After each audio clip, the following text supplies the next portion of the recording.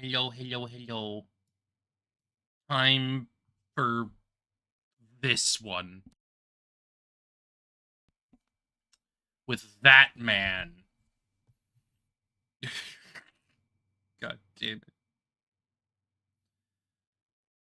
Okay, let me, bump down the volume here preemptively, because I'm pretty sure it was loud last time. I don't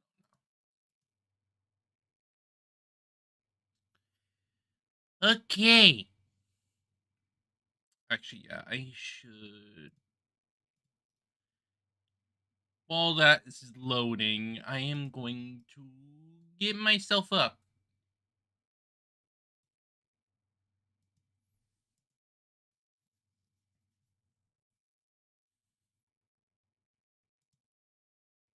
Come on, baby. Come on.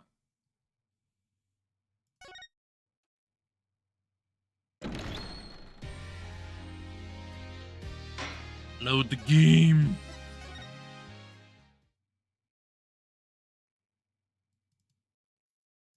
And then... Boop. Are we going to have to adjust it a bit? Yep. There. Okay.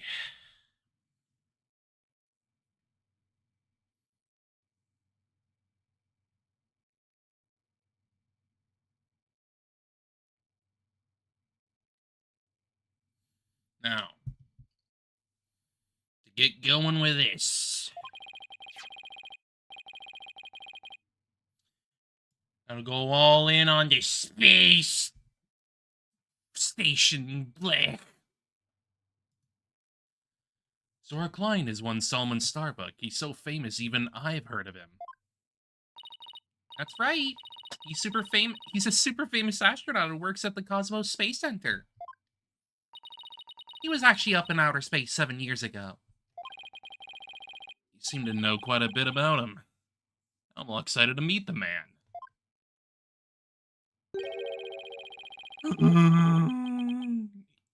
Here we go again.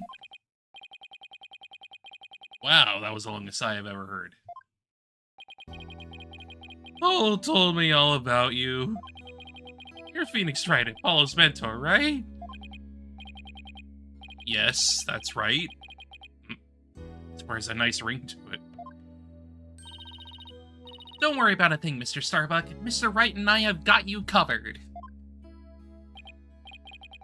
And you're the new kid that Apollo told me about.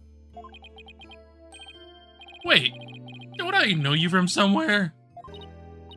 You mean other than at your trial? I don't think so. I guess so. My mistake. My memory isn't what it used to be. My mind and body are kaput. Same goes for my life. I mean, I was so astronomically unlucky that I had a bomb go off in the middle of my trial. Trying to defend me would be like trying to enter the stratosphere without a spacecraft. Yikes. He seriously's gotta stop depressing himself. Ain't that the freaking truth? Cheer up, Mr. Starbuck. Besides, that thing you said about entering the stratosphere? That just means we'd shine like shooting stars, right? Shooting stars, huh? You know, you're right. Why did I think of that? After all, that's what we all put on this earth to do, right? To shine like stars. Guess I shouldn't mention the fact that shooting stars burn out in a flash. Oh yeah, here we go. 3, 2, 1, to the stratosphere and beyond. Oh boy. Yeah, I feel alive now. You can go ahead and ask me anything you want. Is that really all it takes? Yes, he is very easily motivated. That is just how it is. So you have no memory at all of the incident? I'm so ashamed. My memory of the time is as black as clouded as a dark nebula. Still, it's strange you don't remember a thing. Are you sure you didn't take one of those anti-anxiety pills like they said at the trial? You got it all wrong. I told him during the investigation too. I don't know anything about any drugs. I never took any medication, I swear. It is true I developed a fear of space because of what happened 7 years ago. I was taking medication secretly every now and then when my anxiety got bad. I mean, a fear of space is not something Astro can brag about, you know? Oh, the so-called Hat 1 miracle? That must have been a terrifying experience. But I'm still an astronaut at heart, come what may. I would never take drugs that might impede my performance just before a launch. That launch meant everything to me. It's more certain than the theory of relativity. Yeah. Seems like a completely different person now. It's the face of the astronaut I know. The tranquilizers are found in your system.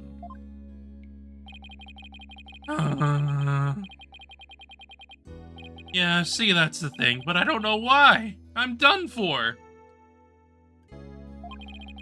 If you didn't take them, any Sony slipped them to you? Exactly. That's what I thought. It must have been the real culprit. My medication was in my locker. Anybody could have gotten their hands on it. Maybe the real culprit also planted the detonator switch in your pockets. Yeah, that's gotta be it. I've been framed. I'll say, you even managed to plant your prints on the switch before slipping it in. It's a real possibility. Do you remember anything else that might be relevant? Anything at all, no matter how small. Like about the murder weapon, for example. That knife. I think it came from one of the Space Center's utility kits. Utility kits? Yeah. Staff who will work on machinery a lot are given these special toolkits to use. All the technicians have them, so I doubt you could prove whose knife it is.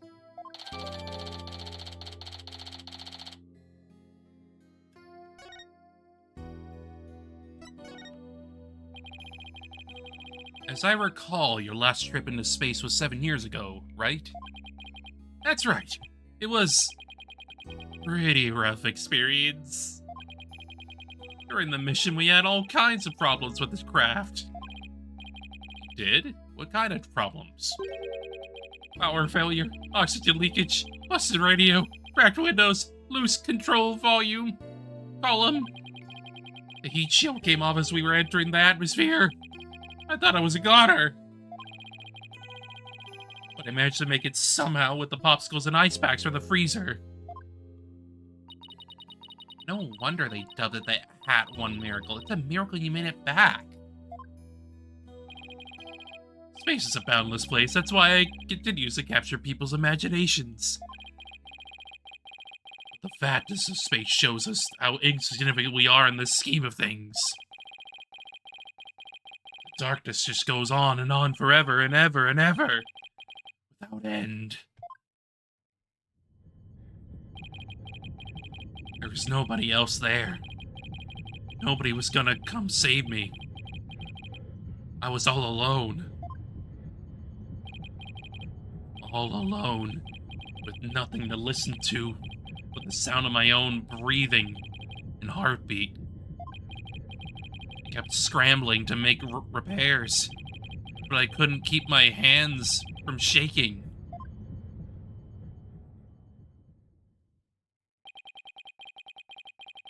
Experience like that would make anybody afraid to go up into space.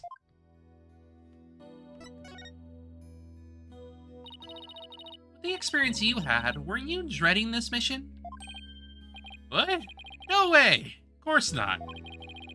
Even now, I want to go up into space so bad I could barely stand it. I want to shake off the Earth's gravity at an escape velocity and spin around weightless. You have to admit it was pretty harrowing. Were you even a tiny bit afraid? I was afraid. Of course I was. Still am. Space is man's final frontier. An unknown world. The cosmic truth is out there waiting for us somewhere. Cosmic truth, huh? There are people looking for the truth in every walk of life. No matter how afraid I am, I'm sure I can manage. If I give in to fear, I'll never find the truth. As long as I don't give up, I can keep up the fight. One thing's for sure, Mr. Starbuck's passion for space is undeniably the real deal.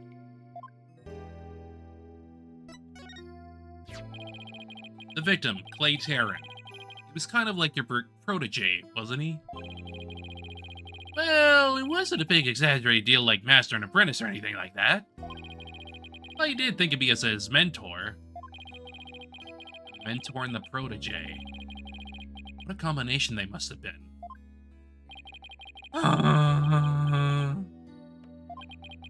With his encouragement, I knew I could get over my fear and go back into space.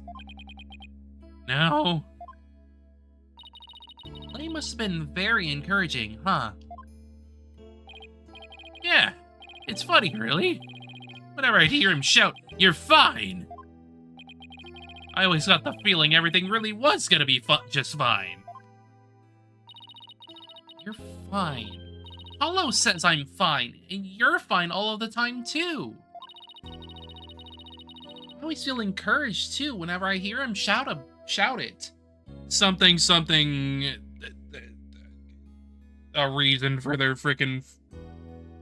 Well, the reasoning behind the friendship and all that, blah, blah, blah, blah, blah. They encourage each other. Yeah, playing up all our best buds. They used to come visit the Space Center a lot, ever since they were in high school. Since they were high school kids. One day out of the blue, Clay even told me he wanted to be my protege. Those two hung around the Space Center so much they were like a part of the staff. One time, during zero-G training, I started to panic a little bit. Two of them took turns shouting, "You're fine," over the radio. It's a simple thing. It was exactly what I needed to hear. So I'm fine and you're fine were like Apollo and Clay's secret phrases, huh? Wish I could ask Apollo more about Clay and their relationship now. Speaking of Clay, how do you suppose he climbed down the ladder with you over his shoulder?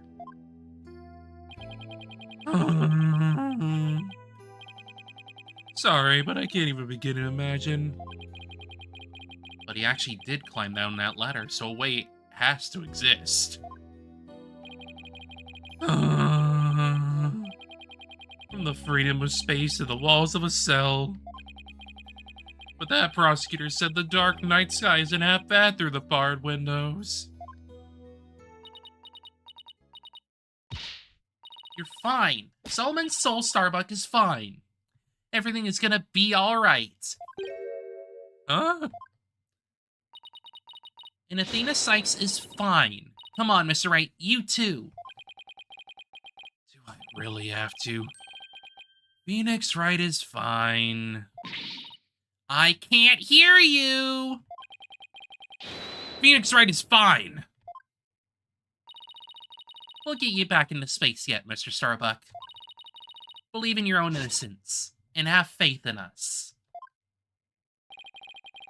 Apollo believed in you wholeheartedly, and that's good enough for me. I believe in you too. Thank you. Thank you, both of you. I'll put my faith in you. And I vow to make it back into space. All I need is... first is a not guilty verdict. It feels nice to reassure ourselves every now and then that we're all fine. Okay, Mr. Wright. Let's get our investigation of the Space Center started. Pronto. Good idea. Let's go.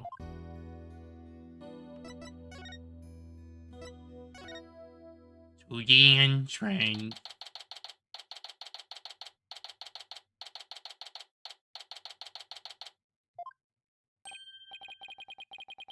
Wow. I was wondering what kind of place this Space Center would be. Almost looks like an amusement park of the future. Yeah, did you know they even let the public see their rockets up close? Oh, so check this out. Look at how brightly the Gyaxa logo shines in the sunlight above the entranceway. I really dig the stars and rocket motif it's got going. Gyaxa, huh? Isn't that the new name of the Federal Space R&D program? Yeah, but why the strange acronym? I mean, why is GYA supposed to stand for Galaxy? If that were it, then the whole thing would be something like Galaxy Exploration Agency. Which, if you ask me, I'd have abbreviated to GAXA or even Gaia. I guess so. Oh, I know. Maybe the person who came up with the name just really likes the letter Y. This exchange is beginning to feel oddly like deja vu. Anyway, this place is more just than a research facility. It's also a tourist attraction. Tourist attraction? Don't make me laugh. It's a monument to the human race. Galactic scooter. Full speed ahead! It's him. It's the man. Yikes. Who's this geezer and what's he want? Look upon me and look well. Behold the great power of space science. Pardon me, but you are... My glorious name is Yuri Cosmos. I am the director of the Cosmos Space Center, the center of the cosmos. Boss, that was pretty groan-inducing. This person is Space Center's director, then that means... Ah! So you were one of the first to discover Clay's body, weren't you?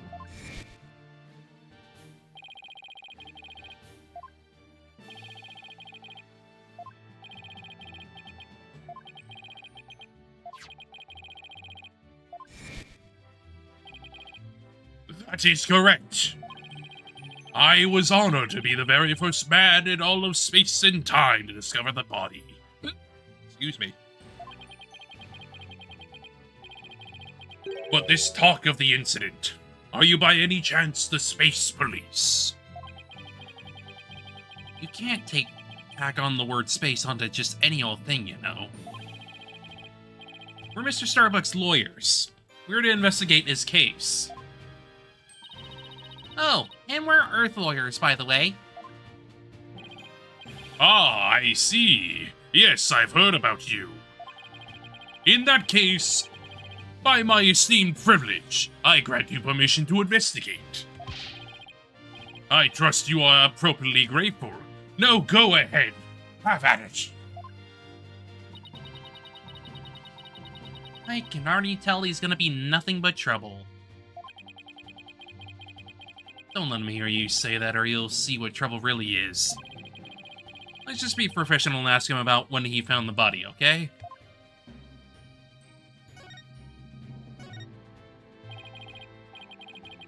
So as director, what do you do here at the Space Center specifically? Defend peace across the galaxy and promote space development in this country. No matter what obstacles stand in our way, we keep going. For the sake of mankind. I believe I used the word specifically in my question. Attention all personnel! To your break stations, prepare for break. Oh, I get it. You just wander around and tell people what to do in a self-important manner. Yes. That is exactly right. Because I am an important man. My manner is important. Mr. Wright, this man doesn't understand sarcasm. No, he does not. He is a very self-serious man. Well, there's bound to be some people like that here in the boundlessness of space. What's that? You want to know what it is that makes me important specifically?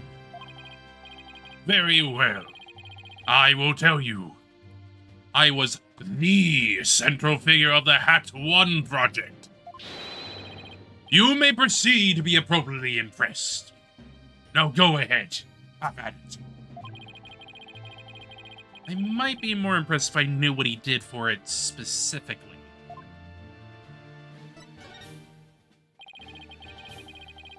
Could you tell us what you know about the incidents from the other day? I refuse. What? Explaining is a job for common folk, not the director of the center of the cosmos. My testimony, which will go down in space history, will be heard in the courtroom. What? Does that mean you'll be taking the stand tomorrow?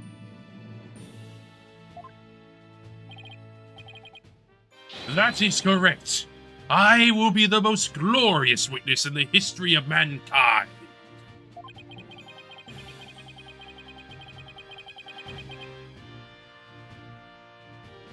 Not sure if he really understands what being a witness is all about.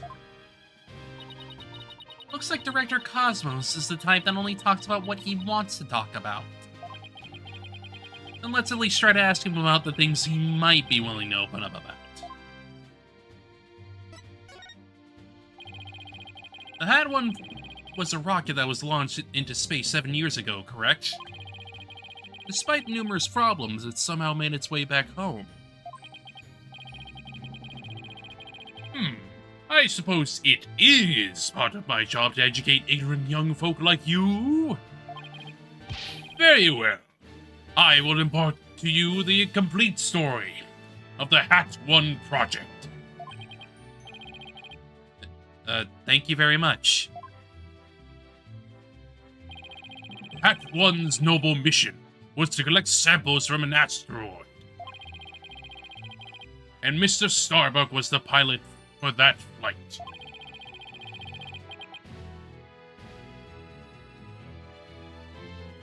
Eventually, the Hat 1 reached its planned orbit. From where it launched the Hope probe towards the asteroid belt. From there, the Hope probe began its long, lonely journey into the far reaches of space. Then, after a terrifying struggle, the Hat 1 returned safely to Earth. That struggle was when the incident known as the Hat 1 miracle occurred. I messed up. I thought he was still talking. That struggle was when the incident known as the Hat 1 miracle occurred, right? Correct. It is truly... Yes, Hope.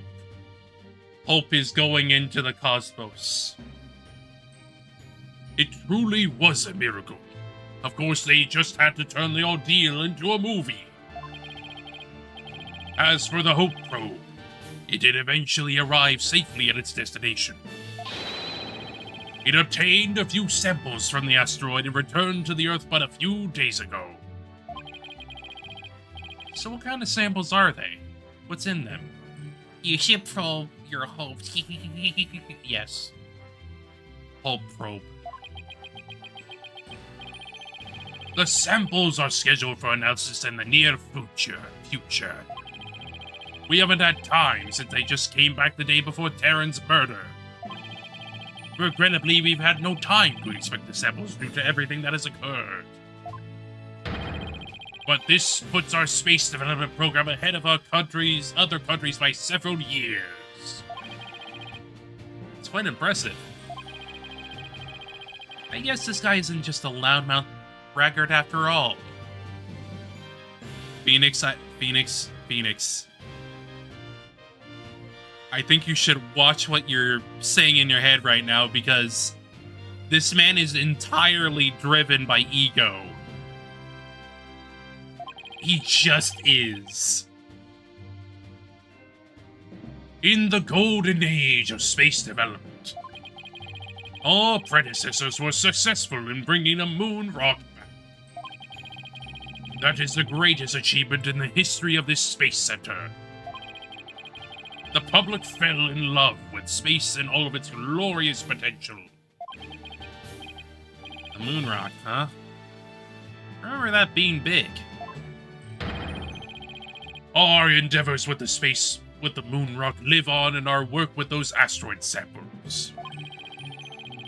I want to bestow new hopes and dreams for the future upon mankind once again.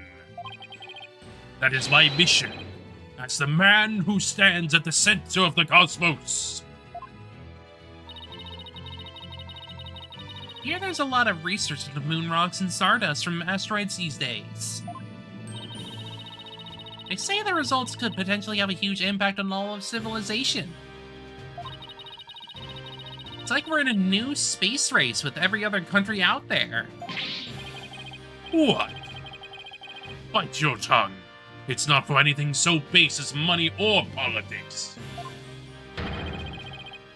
It's all for the brilliant future that awaits mankind, and all for my illustrious mission.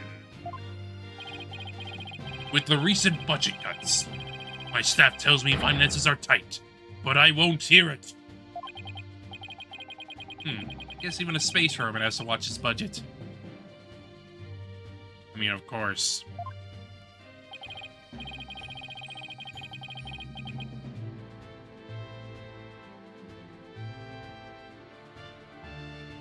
By the way, you seem awfully knowledgeable about this kind of thing, Athena.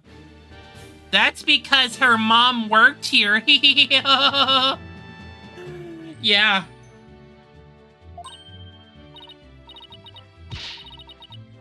Well, you know, I thought I'd better brush up for the case. Darling, you're hiding your trauma again. Is that so?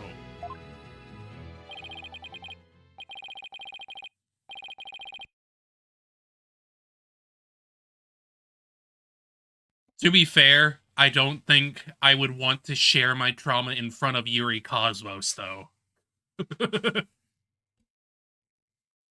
that he would not understand. Well, I will be on my way. As you can see, I'm a very busy and very important man.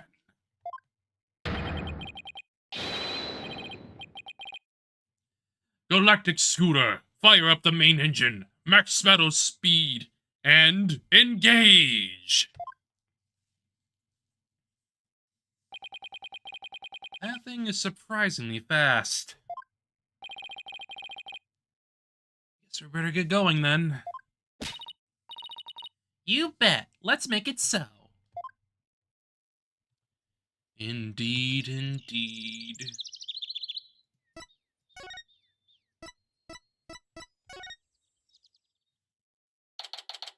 I forgot about the frickin' space seahorse. I forgot that thing existed. Wild.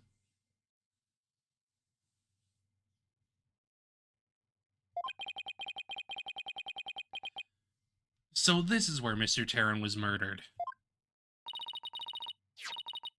In fact, I don't even remember it all. I do not remember that from the 3DS game at all.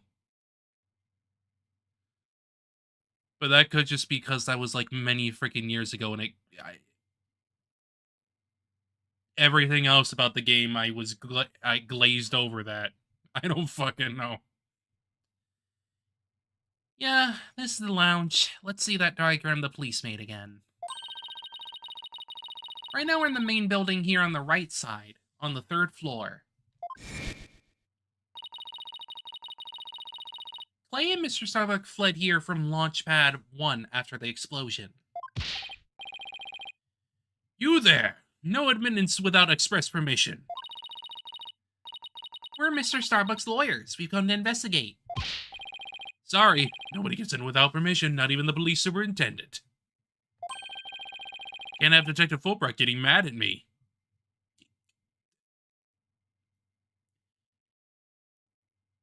Is Detective Fulbright even capable of anger? He's either sad or just full of freaking ego. Like, let's be real here. When is he ever angry?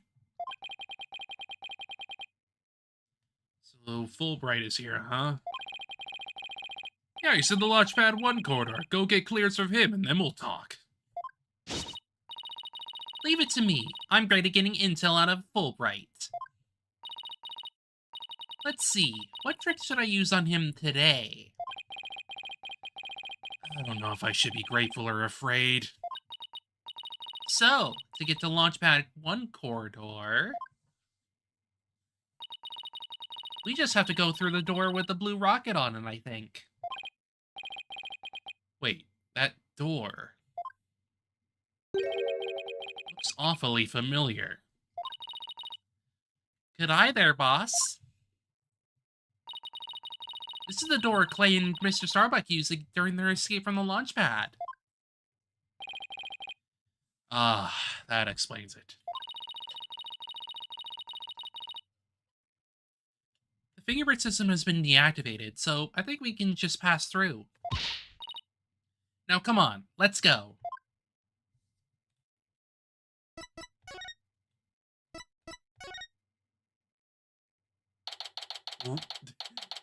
Here we are. We have seen one of the robots.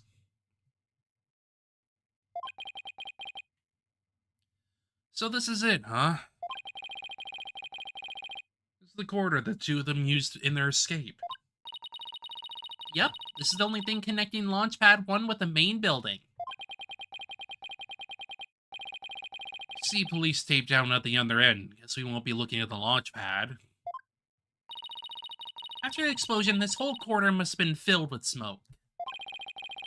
The launch pad itself was probably a sea of flames. Must have been pretty scary for them. Now where could Detective Fulbright be? Hey, I think that's him over there.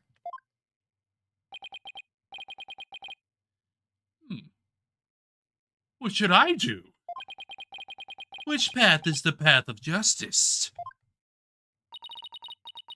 He seems to be lost. That's funny. This corridor's a straight shot. Huh? Oh, it's you lawyer people. Welcome to the Space Center. Enjoying your relaxing day off, are you? Here for a little rocket sightseeing? We're here to investigate the scene.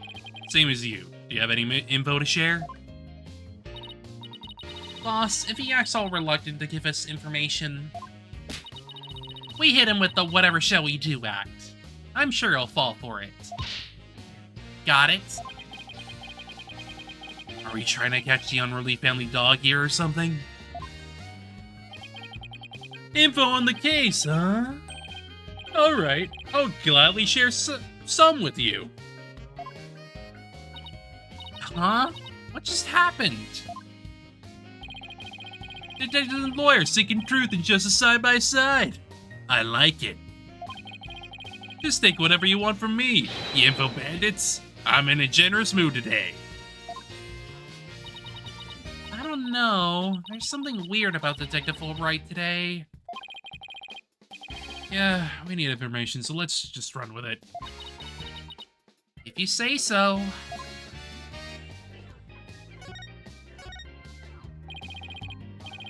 Fulbright, could you give us permission to investigate the crime scene? There's an officer on guard and we can't get in. Oh, whatever shall we do? That's an easy one. I'll let him know over there to let you in. Investigate your heart's content. Take a week if you need it. A month even. Shall I have some snacks delivered? One of my men gives a mean neck rub. No. That's okay, but thanks. Definitely not the Fulbright I know. Fulbright is acting sickeningly sweet. It's kind of gross, actually. Do you think he's hit his head or something? Who knows? Whatever the case, it's making our lives way easier.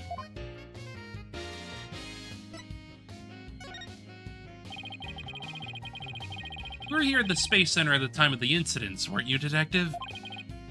That's right. I was here on security management.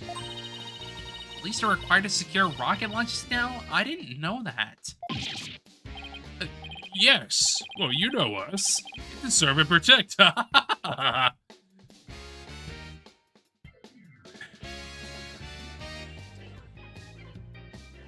This is one of the first indications that, like, something is off about Mr. Fulbright here.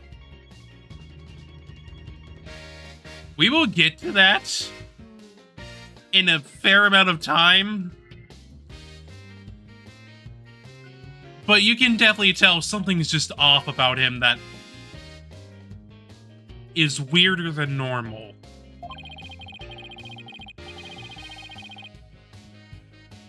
The explosions occurred while I was here on duty, so I started leading the evacuation. He's leaving out a lot of details, but okay. Tell us more about what happened? Of course, a bomb went off on the second floor of the main building. Right after that, then one over in the launch pad, one also blew sky high. So I immediately instructed the visitor's employees to evacuate the shelter. The shelter? That's right, there's an evacuation shelter in the basement of the Space Center. It's there for accidents, emergencies, and the like. So where were you when the first bomb went off? I was on duty on the 4th floor. It was quite the madhouse, I tell you. The elevator wasn't working on account of the explosion. The stairs on the 2nd floor were destroyed, so we couldn't get that way. Then wasn't it impossible to get down to the basement shelter? No, we lowered an emergency ladder from the 4th floor window and escaped that way. It was a folding ladder, so it wasn't very stable. At least it reached the ground. After I secured the ladder, I left to take another look around for any other survivors. Once everyone got out safely, I made my way down too and headed to the shelter.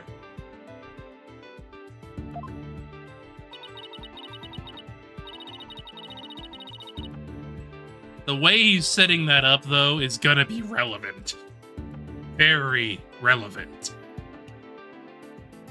Not for some time, but still.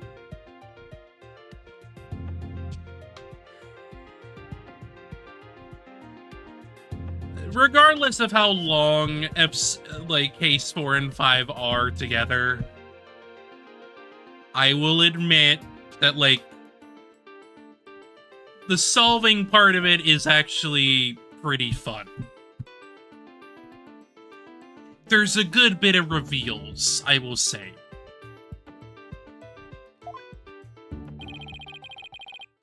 Thank you for your answers, Detective. They were very helpful. Just a moment. I have some more information to share with you. But don't tell Frosty or Blackwell, okay? Wow. Frosty or Blackwell usually has you on a short leash, too. Well, never mind that. Haha. I thought you should know that there was a witness. Could you tell us more about this witness? Sure thing. The witness was a Space Center employee who was on the 4th floor. While she was climbing down, she looked through a window into the 3rd floor lounge. So she was looking at the crime scene from the outside. That's right. It was just a matter of chance that she saw something important. Now that I know what she saw exactly yet...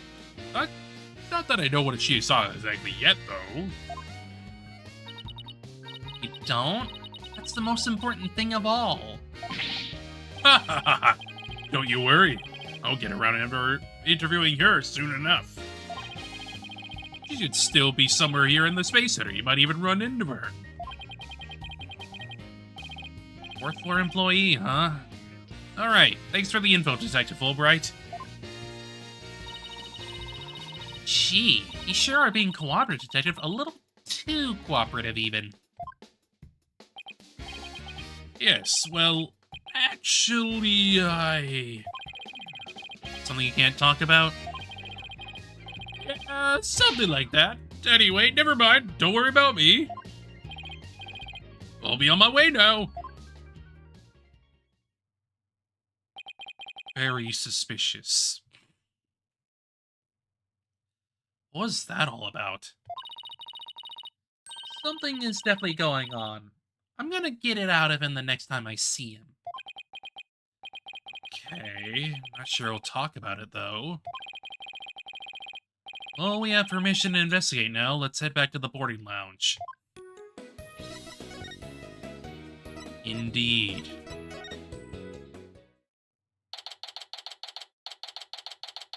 Investigation.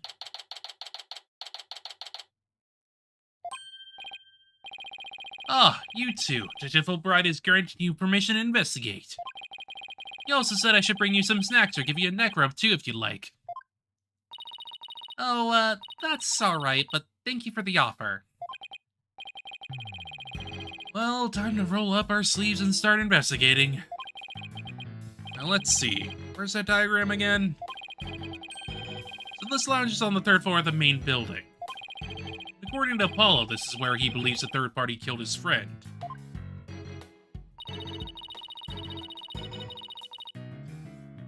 Well, let's stop the recap and start looking for traces of this third person then. You're in my mind, Athena. We'll make that our first priority. There's just one problem, though. This room. It's just so big. Don't worry, we can use this to help us. A Space Center pamphlet for tourists? Yep, picked it up at the entrance. Maps inside should come in handy. Let's see.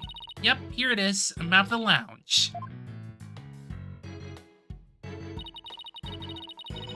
This is the door we went through to talk to Detective Fulbright.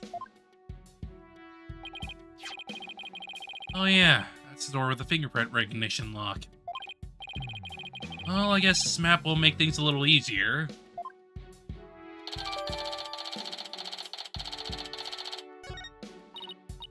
Yeah, no more excuses. Let's track down the third person. Wait. There's just one more thing. What's that strange creature moving around outside the window? Oh, boss, it's just a holographic image. Oh, yeah. I knew that. Phew, that's relief. There should be a button somewhere in this room to turn the image on and off. That's what it says in the pamphlet anyway. The reason you're so eager to start is so they can push that button, isn't it? And what's wrong with that? Let's just look for the button while we're looking for clues. Alright, fine. Let's get investigating. Investigation.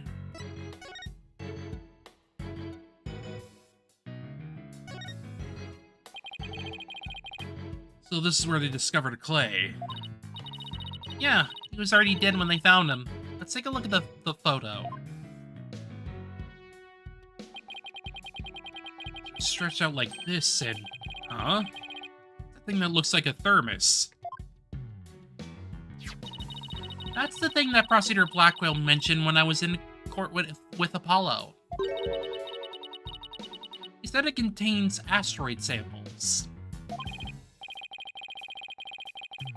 Alright, Detective Cosmos mentioned something about that too, didn't he? They were brought back only 5 days ago by the probe that the Hat One launched. I wonder what they look like. Do you think they'll let us see? Let's think about that after we solve the case, okay?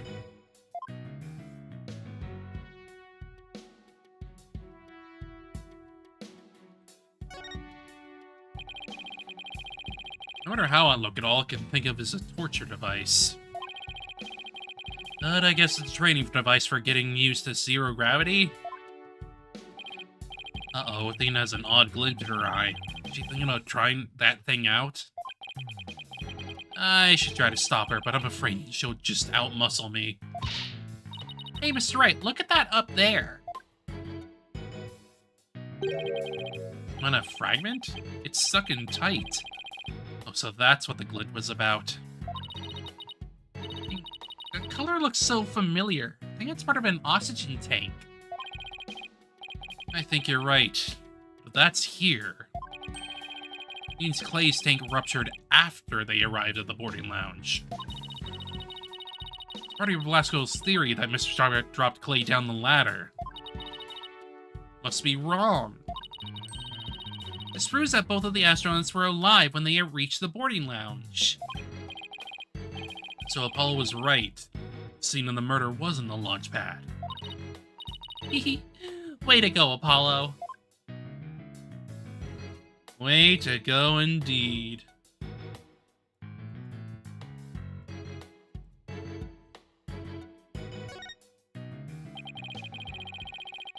Looks like there are 3 doors that lead in and out of this room. Well, let's check. Drum roll, please. Ta-da! The Space Center pamphlet. We're here. At this place it says Boarding Lounge 1. Here are the 3 doors. Let's call them Lefty, Righty, and Downy. People usually say west, east, and south in a case like this, you know. Details, details. Anyway, take a look at the west door. That door with the rocket icon leads to launch pad 1. I know because it says here on the map launch pad 1 corridor. So that's where we were with the detective. It's filled with smoke after the explosion. Right, next up, the right-hand side of the map, or east in your world. That's the door with the satellite dish icon to signify communication, aka the control room. Yep, it definitely says control room. Looks like it has another door on the opposite side. They communicate and exchange information with rockets and probes in space from there. So it's the center of the Space Center. The Space Center center, if you will. Does everybody start to talk like the Director Cosmos after they've been here a while? But it seems they built a new command center on the 6th floor. That's what they used for the Hat 2 mission. So this control room was empty at the time. Just wanted to see the inside of a mission control room, since we're here.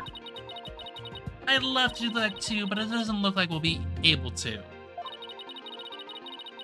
They want to keep curious kids like you out. So the door is protected with fingerprint recognition. Only the director can go through. That much security, I'm definitely not the one they're looking to keep out, Athena. So apparently the lock is also hooked up to a backup generator in case of emergencies.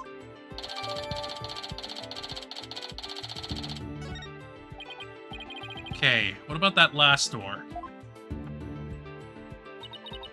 This lower door... Oh, excuse me. I mean, south door? It leads to the elevators.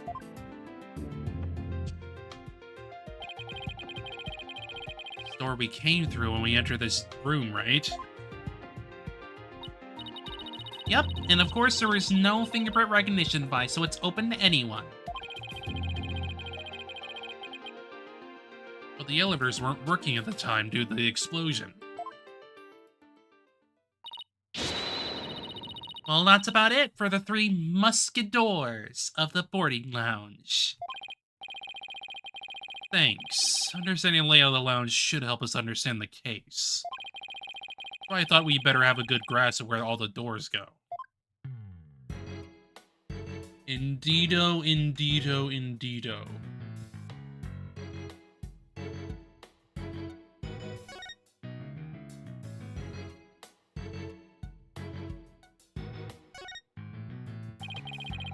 It's another amazing piece of equipment. Walk on the surface of the moon, it says. Oh boy, I want to try it. Gravity is weak on the moon, so I bet I could do mid-air somersaults. I mean, you can't do that you can't do that normally. You need to be on that little pulley system there. Little hanger at the top. We're still on Earth, remember? Besides, it's connected to the ceiling.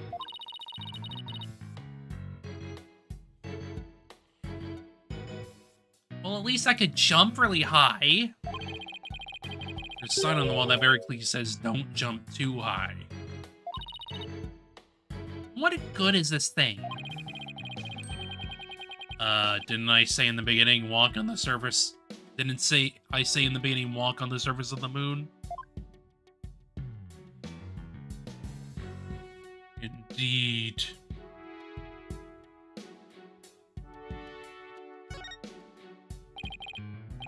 What's this? Trapdoor? It's a trash chute. The cleaning robots throw the garbage out from here. The robots do the cleaning? What a futuristic world we live in. I just hope they don't revolt like they do in the science fiction movies. Why is that a problem?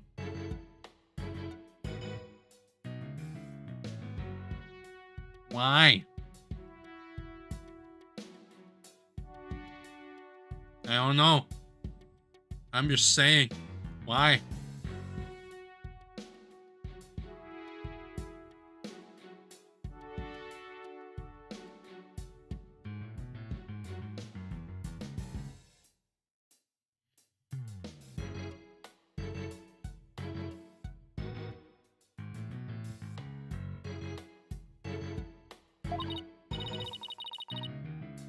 No way. All the robots here are very nice.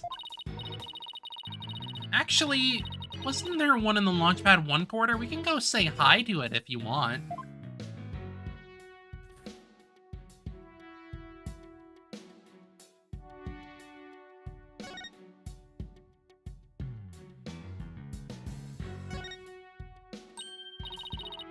Hey, I see something shiny down there.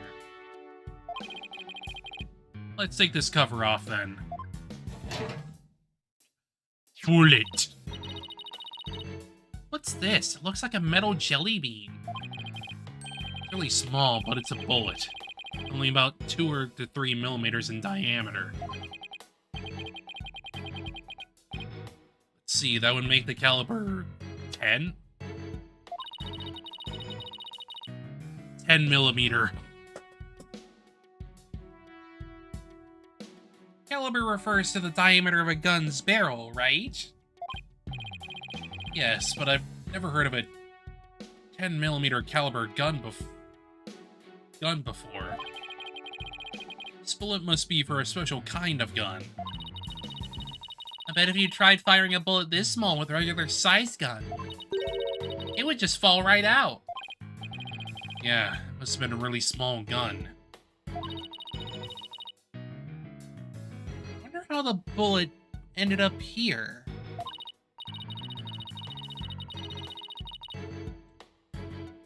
I mean, we're in the bottom left on the south door side of the room according to this map.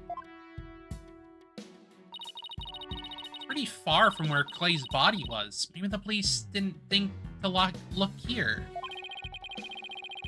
Yeah, I'll leave Detective Fulbright to accidentally hand us just the card we need.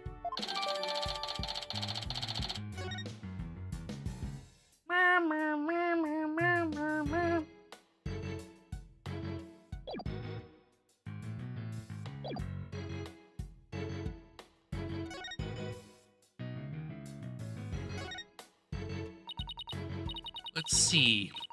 This door is... Where's Aunt Parent Plant?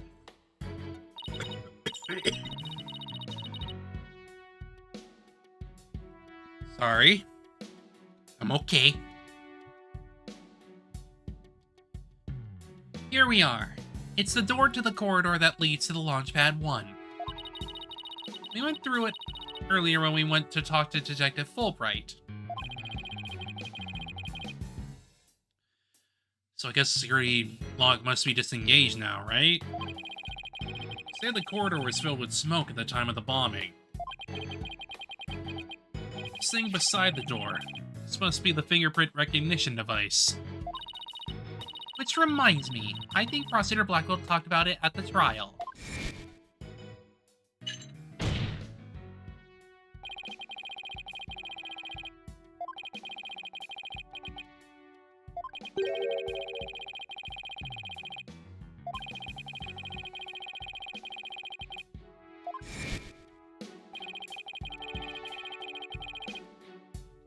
Does this mean that the bomber's prints were verified by the system? The number of authorized personnel was supposed to be really small. Voila! Fingerprint powder. I brought it just in case something like this came up. I found it at the office. I've been just itching for a chance to use it. Wow, way to think ahead. Now let's test the fingerprint recognition device and see what we can find. You got it. Now to sprinkle some here and a little over there, and... Phew. We don't even get to do it ourselves, because Emma's not here to help us with it. Let's see what we have here. Oh, we got something. Aw, it's only a single set of prints. Isn't that a good thing? Sure wish we could figure out whose prints these are. Though I doubt we'll be so lucky as to get the culprit's prints on the first try. Well, I'm willing to bet that Detective Fulbright has some fingerprint data. Right, and there's the security footage of this door, too. Yes, here it is. It came up in the court the other day. I wish we could see the part of the footage just after this bit. Oh, because that would be right before the murder, wouldn't it? Let's ask the detective. The mood he's in, he'll probably show it to us right away. Yeah, he's in almost too good of a mood today. So let's see if we can find him again once we're done with this room.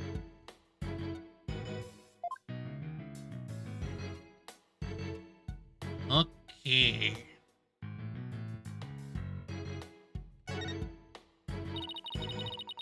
wonder what this big knob is for. Looks like the knob on a stove. Well, it's the same shape, but I think that's where the similarities end. It's behind a glass pane. What kind of stove would require knob security like this? Well, the knob is straight up and down, so if it was for a stove, the burner would be off. Right. If it was for a stove, still, I wonder what it's really for. Something turned on by a knob that's not a stove. How about a rocket engine? If you had to start the engine here, the rocket would take off before you could get in. And I guess all we can say now is that it's a mystery knob. Indeed.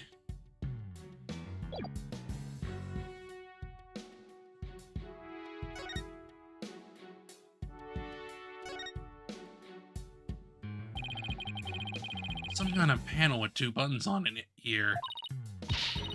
Just push it. That's an invariable principle of buttons. There are such things as buttons left unpushed.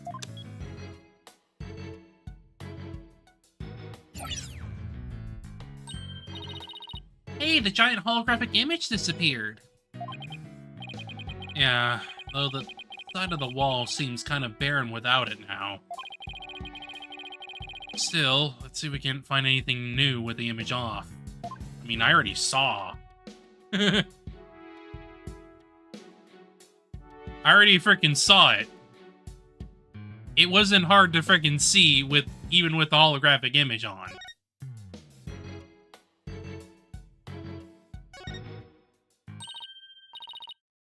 Hey, Mr. Wright, take a look at this. It's like a bullet hole. Great find, Athena.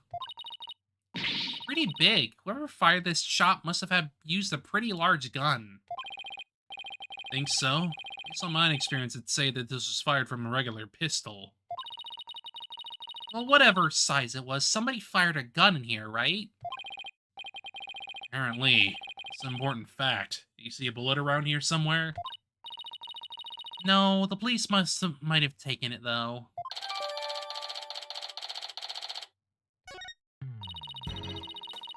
Let's ask Detective Fulbright about this bullet hole later. Indeed. Robot! Welcome to the Space Center, guests. Welcome.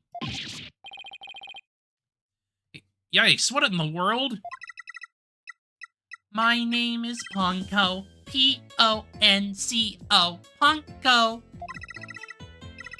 Are you sightseeing? Are you lost? Are you looking around? Choose one. I will guide you. It's the robot? I am not a robot. I am Ponko. Psychological observation and navigation companion.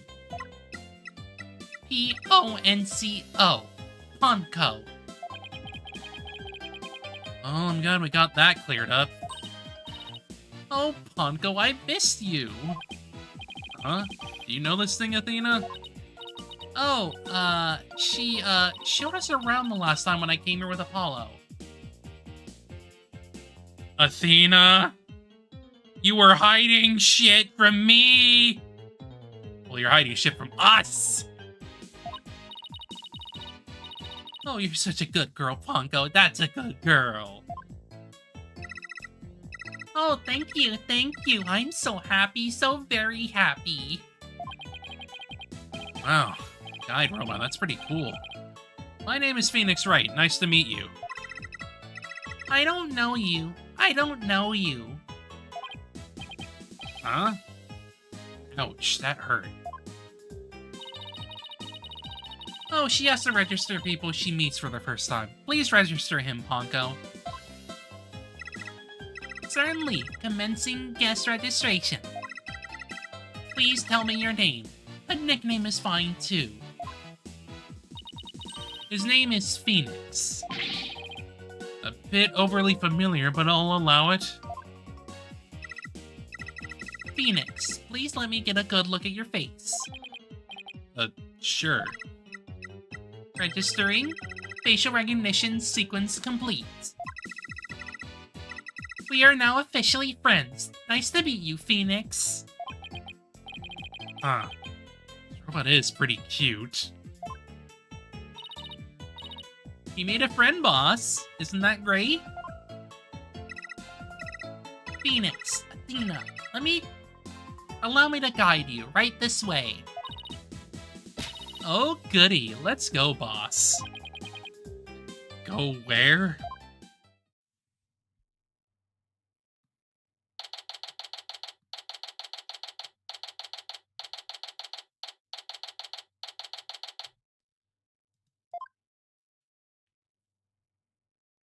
The museum.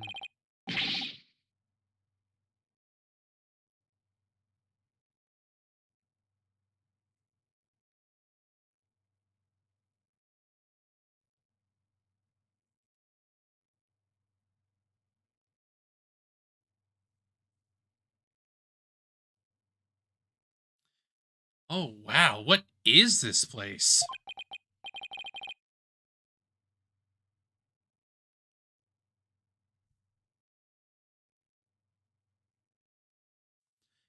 Is that rocket real?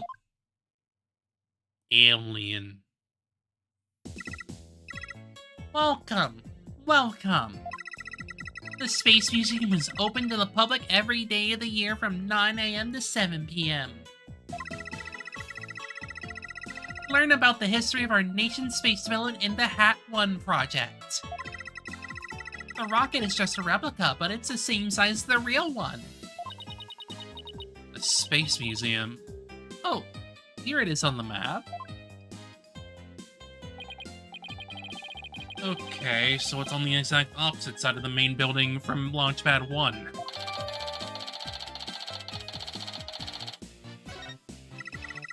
Ask me anything, I will explain. Of course. It's quite the place. Can't believe we got to see a rocket this close up. Funky jellyfish aliens. This is a replica of the Hat-1 that was launched 7 years ago. It's exactly like the real Hat-1, inside and out.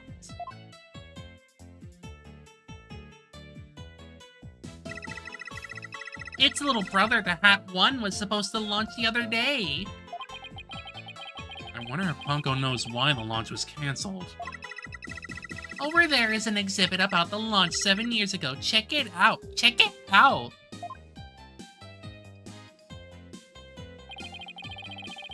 Spacesuits, photos, newspaper articles. I'd like to come here again on the day off. Hey, what's this a photo of?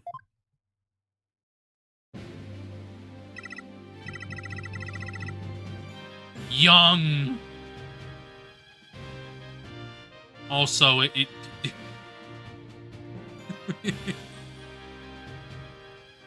it's someone's mom! And the robot mom. Phoenix, that's the staff of the Hat-1 project. Oh, here's Mr. Starbuck. He looks so young and so different. Ah, and that's... What is it, Athena? Is something wrong? It sure is somebody! Nothing. Yeah, it sure is nothing, Athena. Just thought Mr. Starbuck looked really young too, that's all. It was 7 years ago, after all. The young guy standing next to Mr. Starbuck Is Clay Terran the victim? That's also back when he was a high school student, so... You know. So they were mentor and protege even way back then. Yuri's got one of the staff jackets. Just like a regular staff member. No, Clay was still a student then. He just borrowed one of Solomon's old jackets. Ah, okay, that makes sense. Clay would have still been in high school 7 years ago. Really looks so happy. Space Museum is great. What fantastic exhibits. This area used to be Launchpad 2. That's why the only entrance is on the 3rd floor. Wouldn't it be better if they just made a new ground floor entrance instead? There was talk of it, but they had to scrap their plans because of the budget cuts. Budget cuts! Budget cuts! Budget cuts! We need more money! Money! Who would record that kind of information to a guide robot? While it was in space, the Hat-1 launched a probe called Hope. The Hope probe collected some samples from an asteroid and returned 5 days ago. That's what the director Cosmos said too. Supposed to come back the day before Clay was killed. And here it is, the Hope Space Probe. Huh. I've seen that logo somewhere before. Let's see. Oh yeah, the capsule that the victim was carrying. I think it had the same logo. I can be seeing the photo attached to the autopsy report. Maybe she'll give me some more info if I show it to her. The way the Space Center launchpad is set up is really cool. Would you like me to tell you about it? Would you? The setup of the launchpad? Go gentle, my spiky-haired mind. I want to know. Phoenix wants to know, too. Great. Now Athena's got a case of poncoitis. Hooray! I will tell you then. The rocket is built right inside the launchpad structure. When the rocket is complete, it's moved along with the launchpad over the rails.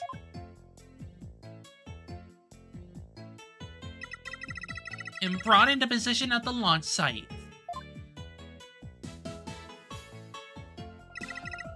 Isn't it cool? Isn't it? We used to have a big budget, so that's how we could build it all. Very cool. Grand setup that suits an important place like the Space Center. Because everyone is hoping for a bigger budget next year, myself included. Indeed. I'm guessing the whole thing is operated from the control room, huh? That it is, but it can also be operated from the new command center too.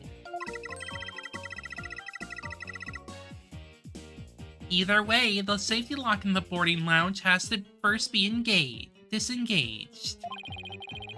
I guess before a big move like that can be carried out, there are all kinds of procedures. I would love to see the launch pad being moved. When's the next one scheduled for? Searching data.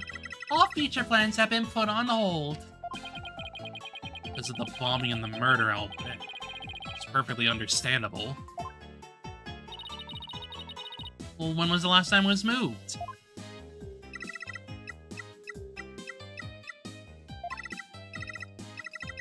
I'm sorry, that answer isn't in my answer database.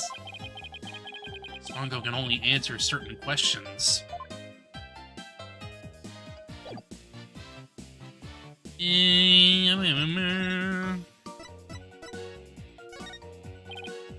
Spongo, you recognize this capsule here on the top right.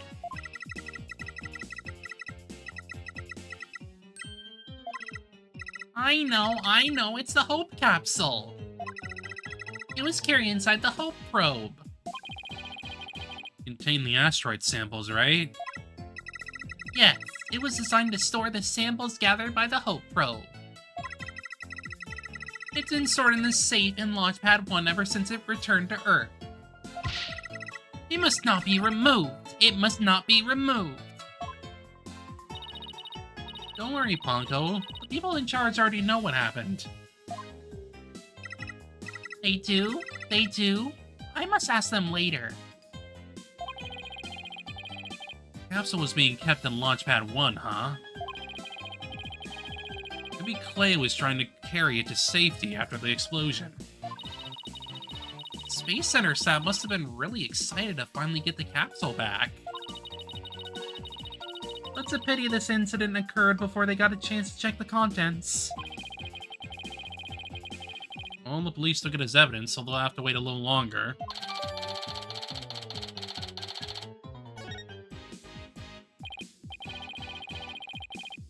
Oh, we certainly learned a lot about the Space Museum. Thank you, Ponko. You explained everything very well. I love to explain. Thank you for listening. Thank you. You two are like old friends. It's hard to believe you just met recently. That's because they didn't. She was around them as a child. It's because Pongo is so friendly. Well, what should we investigate next? Let's go find Fulbright. We have things to ask about. Let's see, the security footage and the fingerprint data, was it? Okay then, let's head back to Launchpad 1 corridor. Bye, Ponko. See you later. The sword of foreshadowing dangling over Athena's head. Yeah, basically. Just... There are just so many hints at her just being like, hiding her freaking trauma and hiding all the information from 7 years ago because she does not want to freaking grapple with that. Like, I understand why she wouldn't, but it makes her all the more suspicious if you don't already know.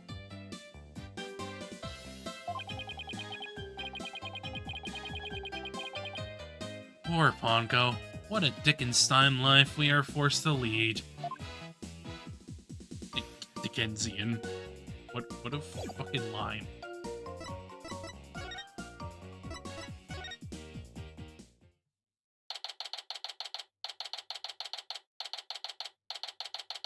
Being able to choose where I can just want to move is still a really good fucking change. Instead of having to, like, do the freaking old, like, you have to go to this location before you can go to this location. Like, it is far better for, like,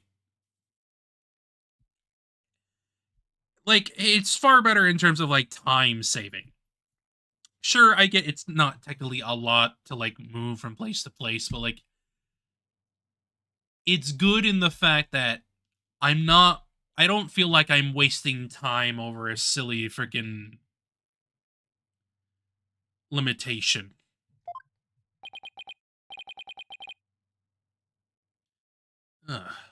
What should I do? Which path is the path of justice? This is case 4, actually, but for me, I definitely combine case 4 and 5 for the most part. They're both very, very related.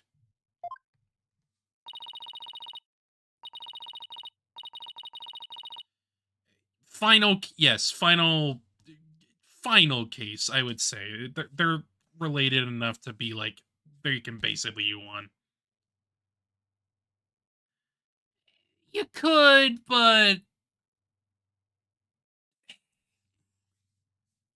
I think case 1 is separate enough to at least be like, hey, this is more of the tutorial case rather than like being entirely unrelated. That's kind of like the main thing with like the cases in this game in general, is that they're all pretty related to the main plot, just in different levels. There's Fulbright. He still seems to be lost, even though it's a straight corridor. Let's hope he still is in a cooperative mood as well, then. If he doesn't cooperate, then I'll just have to use my powers on him.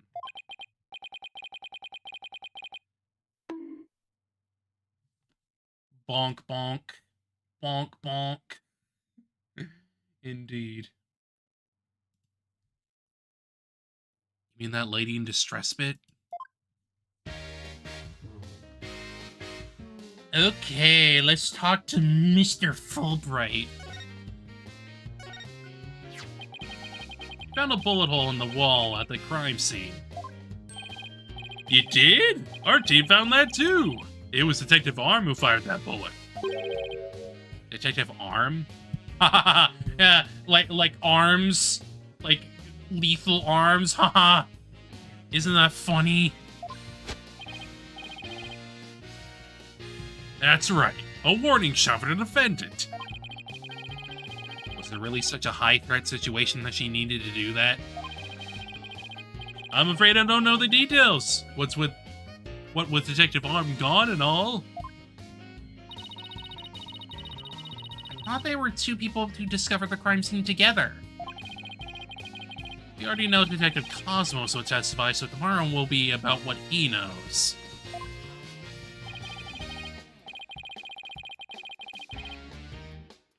Hey, you're pretty smart. That's exactly what we're planning to serve as the main course. It goes down easy.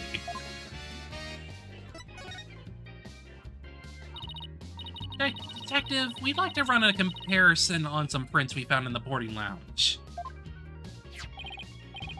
Ah, yes. I just happen to have compiled the print data of everyone related to this case. I can always make another copy for myself, so it's all yours. Consider it a gift.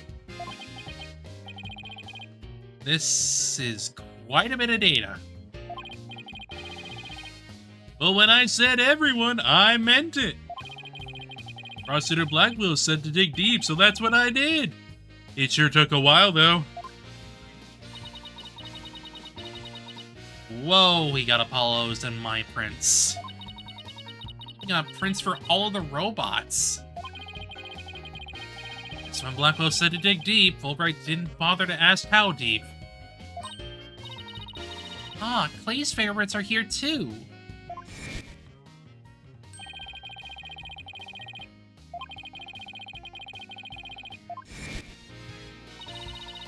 Still can't believe you took off his glove to get his fingerprints.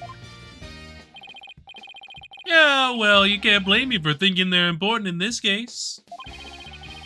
There are a lot of doors that require finger verification of the lounge. Depending on whose prints we find, it can definitely change the tide for both sides. Makes sense. After all, the culprit's prints did get them past the fingerprint lock somehow. Oh, and take this picture. It might come in handy. Isn't this just a photo of the launchpad one door? Yup, but Prosecutor Blackwell seemed really interested in it for some reason. Huh? What's so important about this door?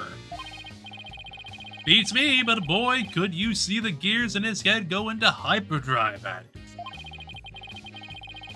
Someone is going to be a major point of contention tomorrow.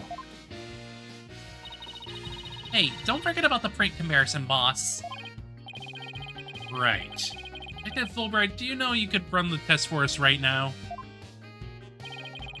You just leave it to me. In justice we trust.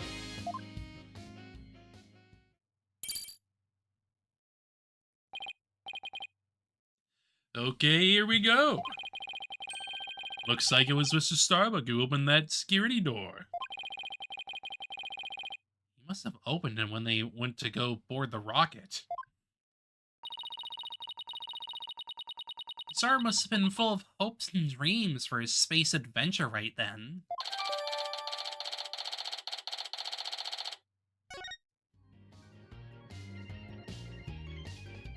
Indeed, indeed, indeed.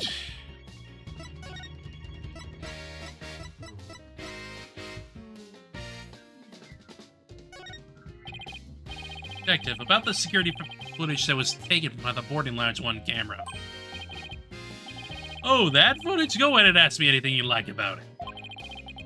Is there any way I could see a little more of the part just after this? Easy as pie. I'd be glad to show you. Here we go.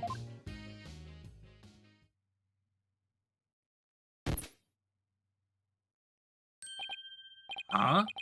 The screen went blank. Yes, apparently the after effects of the explosion damaged the wires. No footage after this point.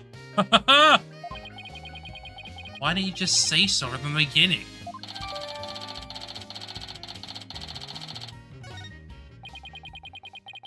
Something definitely seems to be up with you, Detective. You're unusually cooperative. Well, I just figure if we work together, we'll get that much closer to justice, right? Seems like something really's been bothering you. You don't have some ulterior motive, do you? What? I don't know what you're talking about.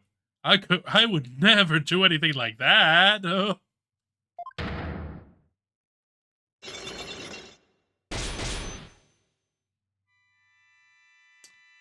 Welcome back, Psyche Lock.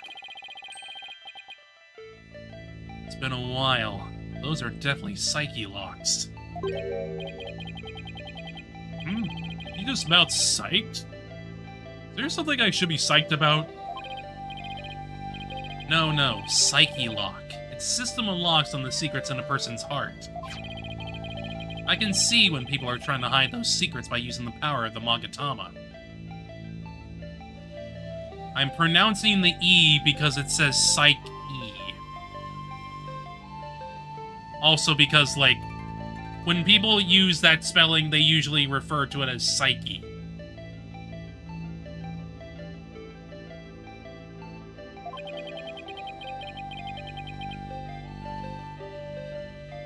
Presenting evidence can break those locks.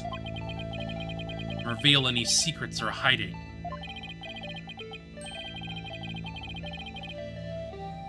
Mr. Wright, how much did they bilk you out for that piece of rock? If you've been swindled, I know some lawyers I can introduce you to. I'm more than capable of representing myself, thank you very much. Fulbright's struggles with his identity are fascinating. I think that's, like, the most interesting part of his character. Specifically in relation to his other identity, obviously, but it's definitely the most interesting trait.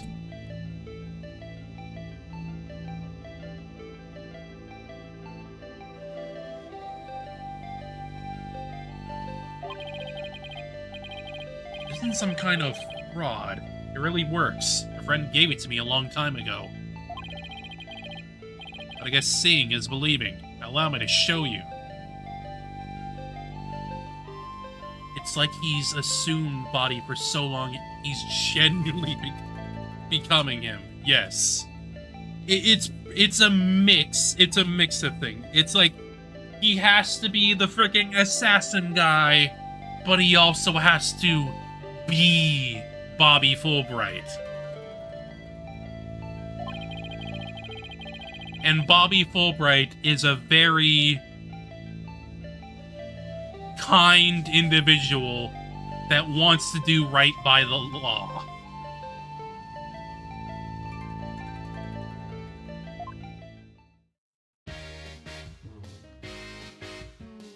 Take that! Anyway, we're gonna get an achievement here first because we gotta. I think you're hiding something, Detective, so why don't you just tell us about it? What to do? Which path is the path of justice? This line specifically right here, I think, says a lot. I think he is genuinely thinking about what justice could mean. Is it his self-imposed justice via assassination? Or is it in the case as a detective? Something grappling with the fact that you have assumed an identity for so long that it's just you now. Fulbright really is in agony. But this is the issue he's torn up so over. This one is for the achievement. I bet I know what's been bothering you. You're troubled by love. What? How did you know? I put my pet carp Love in with my goldfish, and next thing I knew, all the little goldfish were gone. Love had eaten them all. My poor little goldfishies. I love you so. Guess love really can cause a lot of heartache, huh? Anyway. The problem with love. Yep, there we go. Hang on.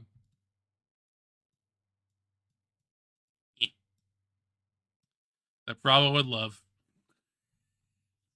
It's just a goofy thing. But obviously, it's about justice.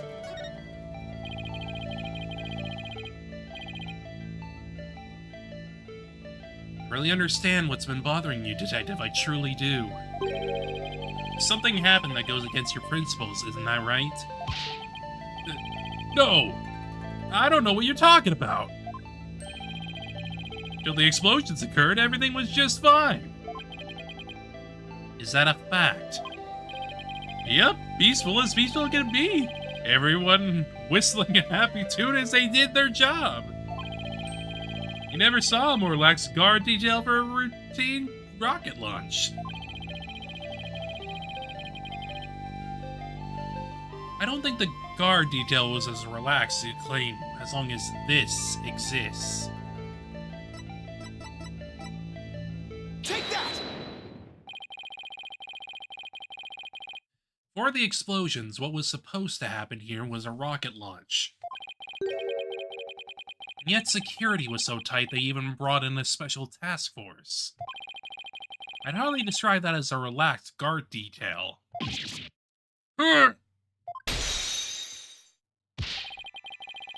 Hold on just a minute. The entire nation had their eyes on the extremely important rocket launch. That's why it was called in on a special security detail. As versatile as you are, I can certainly believe that's true. But I say it's very strange that this person will be part of that detail from the outset. That would be Candace. Why is a detective who specializes in bomb cases here?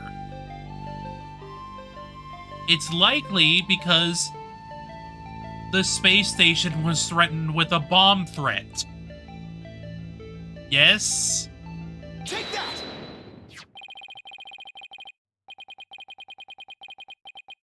Detective Arms specialized in bomb cases. The fact that she was here on hand means that you people knew there was the possibility that a bombing would occur. You got me, Mr. Right.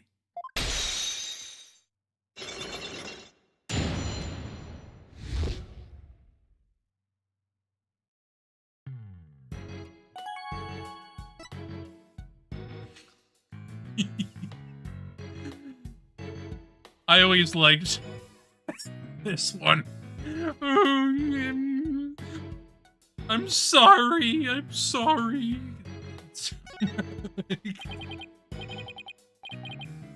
Alright, I concede. You win. It's just as you say. A few days before the launch, they were warned about a potential bombing. But the plan to launch went ahead in spite of the threat. Why? Why were they planning to do if someone got hurt or killed? Yeah, I know. Decision to move forward wasn't exactly just, was it? How was the warning delivered? By phone and directly to Director Cosmos. Well, the police department instructed everybody to keep it under wraps. That's a big thing to keep quiet about. No wonder you are so upset.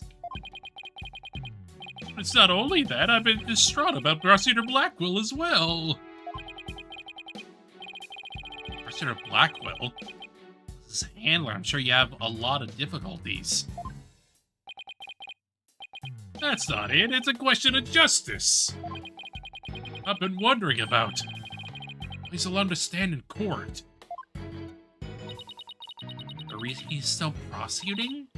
Detective Fulbright, please tell us everything you know.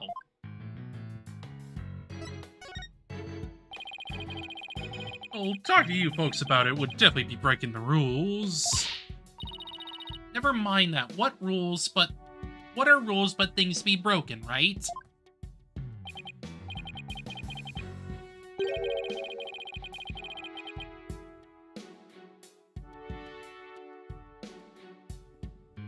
Well, to tell you the truth, having a prisoner act as a prosecutor is highly irregular. I mean, duh. Why wouldn't it be? I think we guessed that much.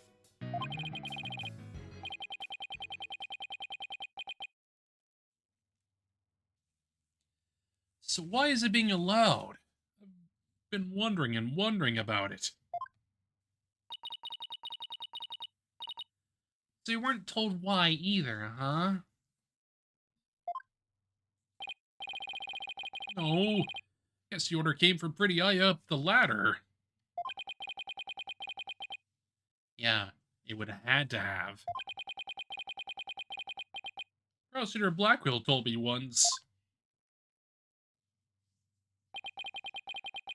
The hunt I've been on for the phantom of 7 years past continues even still.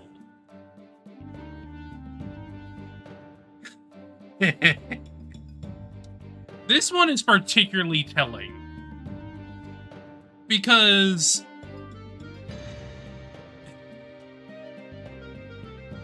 it's in regards to Bobby's actual identity. Which certainly says a lot. 7 years passed. Phantom, huh? Not one of the friendly variety, I gather.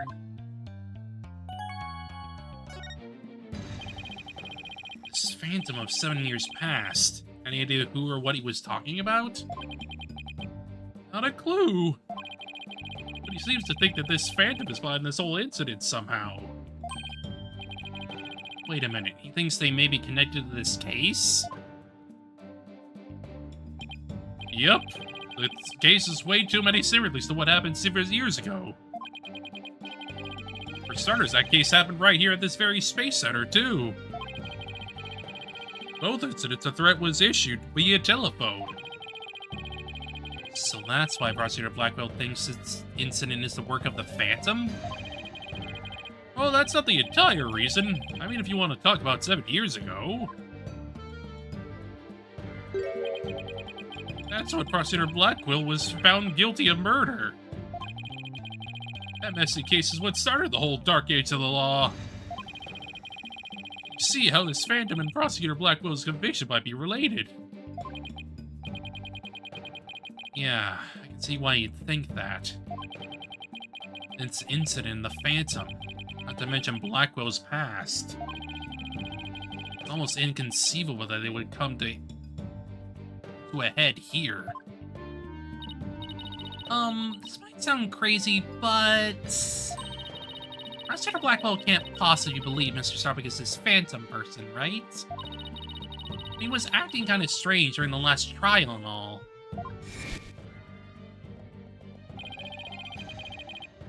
The prosecution appears to be ready as well. Silence.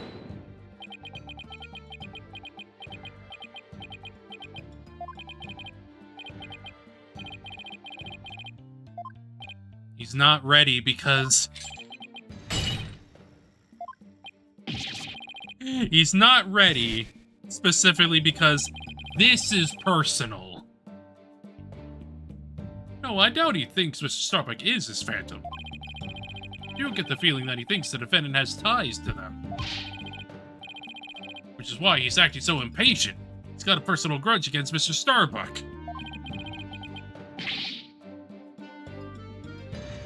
That's not real justice.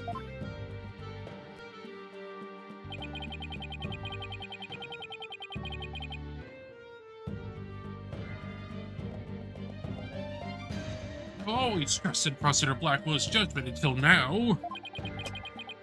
This time, he's so overwrought about it all. He's lost his ability to think rationally. Afraid it might lead to a false conviction. Never seen Detective Fulbright so tormented. This must be why he's been so cooperative. Don't worry, that's exactly what we defense lawyers are working to prevent. I feel bad for Prosecutor Blackwell, but I'm gonna be rooting for your team this time. Don't tell him that. You have to promise me you won't. Detective Fulbright, guess I was wrong about you.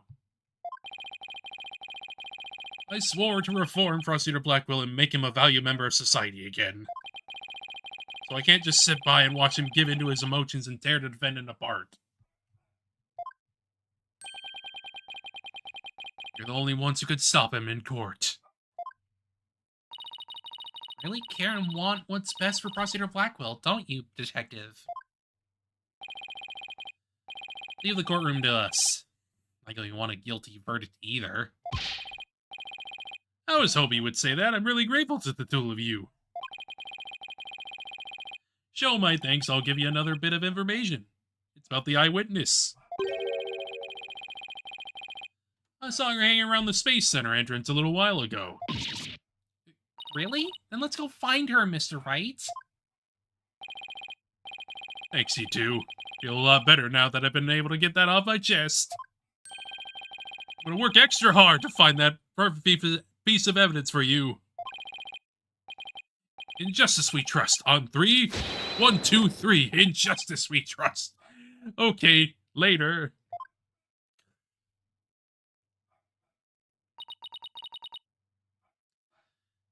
There he goes. Wait, are you supposed to say in justice we trust back there too?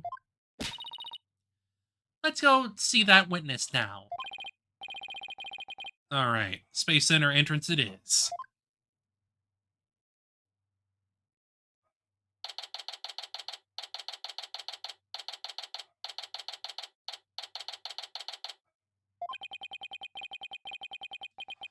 The witness must be around here somewhere. Hello, hello. Uh-oh. Don't tell me the witness is a robot. Hello, come over here. Are you sightseeing? Are you lost? Are you... Hey, I am Klonko. Shall I guide you? Guide you? I don't know why, but this robot is kind of freaking me out. Give me one moment.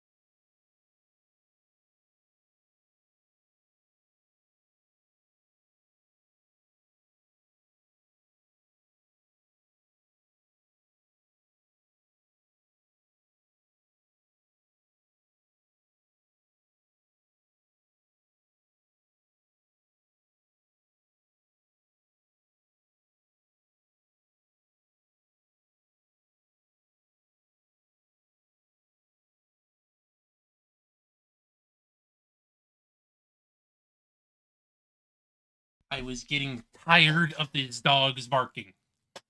So I am holding him right now. I messed that up.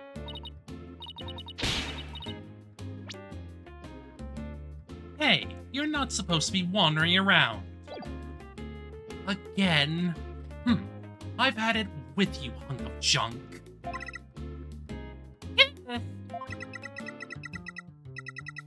I'm outside. Am I wandering? When did that happen?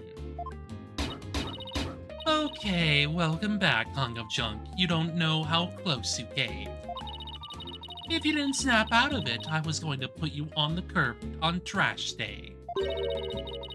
Nothing works better than a 42.5 degree karate chop. That's pretty specific.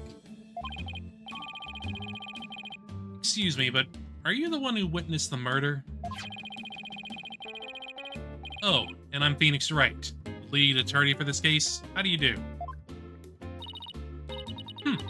Big shot lawyers, huh? I'm Aura Blackquill. I'm a researcher developing robots here at the Cosmos Space Center. Blackwell? Could she be? Yes. She's his sister.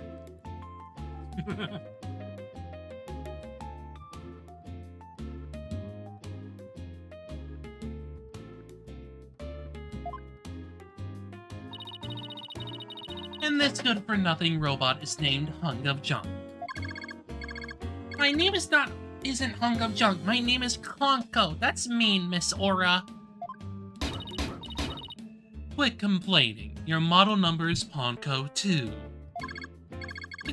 Yes, but Miss Aura, everyone calls me Clonko. Quit your squawking already. I mean, we both need her. She's just hot. Hot robotics woman. No, what are you doing? No, don't. There. I bet you won't be talking back now. I will obey completely. Yikes, I better watch what wires I cross with this one.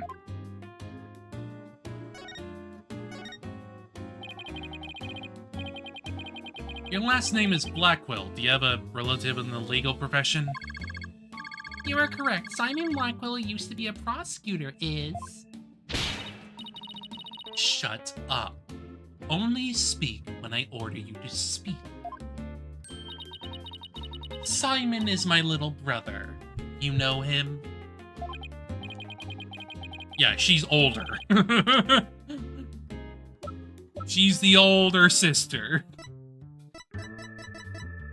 He's 28.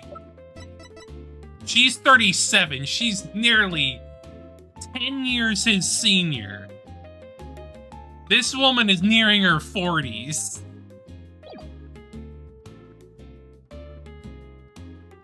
Yes, we met him in court a few times, right, Athena?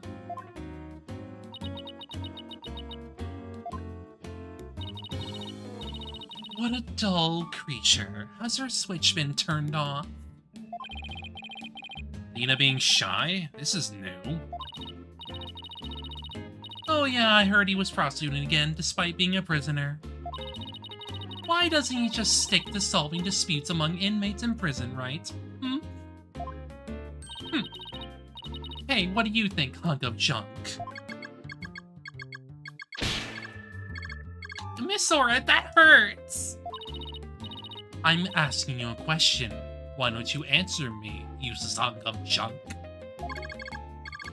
But Miss Aura, you told me to only speak when you ordered me to speak. I told you to never talk back to me. You're worth more as scrap. Robot abuse, hawk tactics, Blackwell family life must sure be interesting. Well, do you have any other questions? Wait, of course you do. You're a lawyer. It's not like I'm on Simon's side or anything. I just want to get this over with.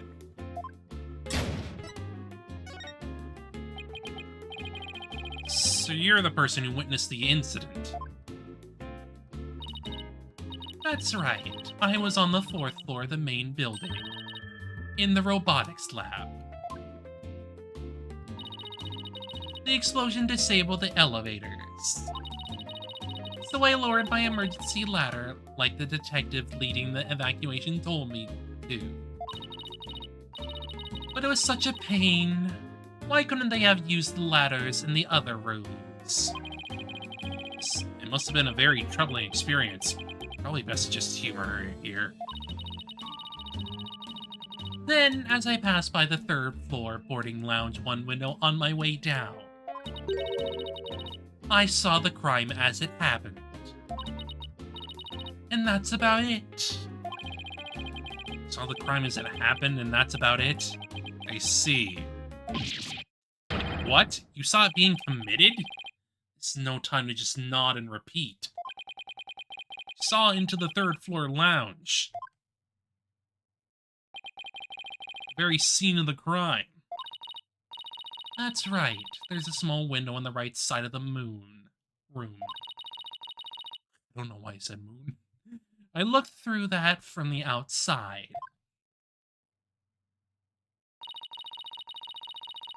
The room was pitch black, but I saw a shady figure holding a lighter in their right hand. And a knife in their right. Must have been the culprit. Did you see who that person was? Of course not.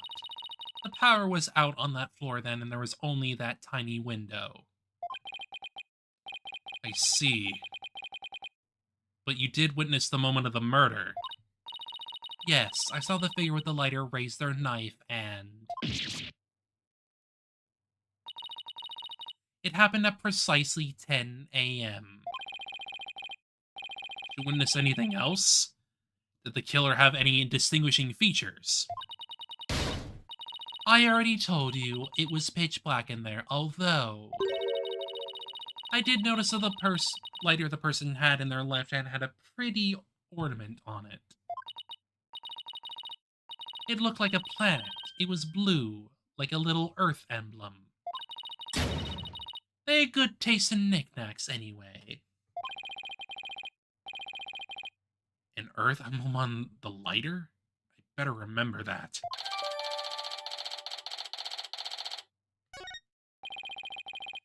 Thank you for your statement. I'll definitely prove Mr. Starbuck's innocence with it. Yeah, right. I won't hold my breath. Pardon me?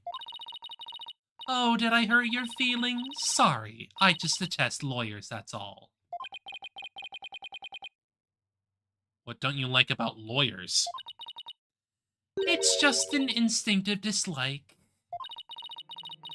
But don't feel bad. I hate prosecutors even more.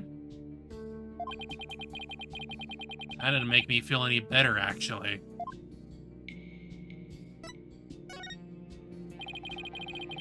Why do you hate lawyers so much? Little thing from my past. The whole legal system is meaningless in the first place. I certainly don't agree. I mean, people are imperfect. They lie. They're influenced by silly emotions. You can't expect much imperfect creatures to uphold a reasonable system of law. I like robots much better. Even sad sacks like this one. Hey you, look alive there.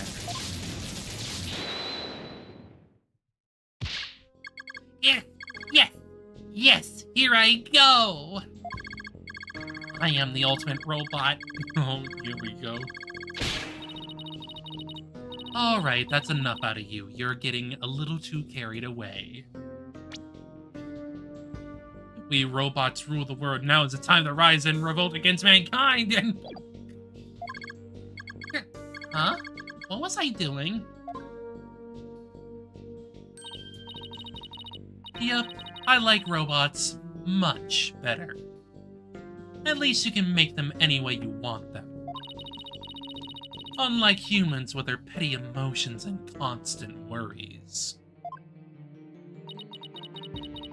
You say such a things.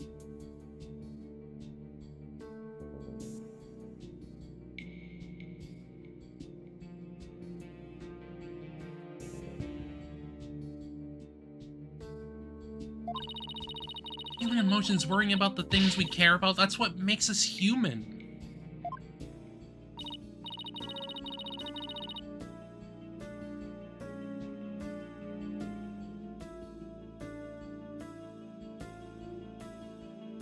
Well, the girl finally talks, and she starts with a speech. That's what makes us human? You mean getting angry and snorting like that? Rational thought, that's what separates humans from animals. Unfortunately, your reasoning capabilities are more akin to that of a clever little monkey. But that's nothing to be ashamed of. It must be nice to have such a simple mind. Can I punch her, boss? Get a hold of yourself, Athena. Humans certainly are absurd. I said you were clever, didn't I? Poor thing. Tell me, With people like you in charge, how can I possibly trust the legal system?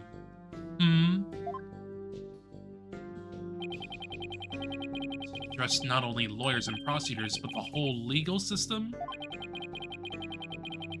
What world happened to this woman to make her so bitter? Everything.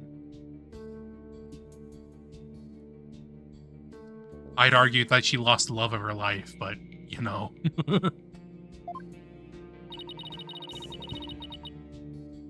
Even if somebody important to me was killed, I would never wish to see their killer brought to trial. Because I'd much rather kill them myself. Be serious. That thing you're wearing around your neck. Oh, this? Around Athena's neck, does she mean widget? Oh, I get it. Well, well, Her Royal Highness has returned at last to her castle.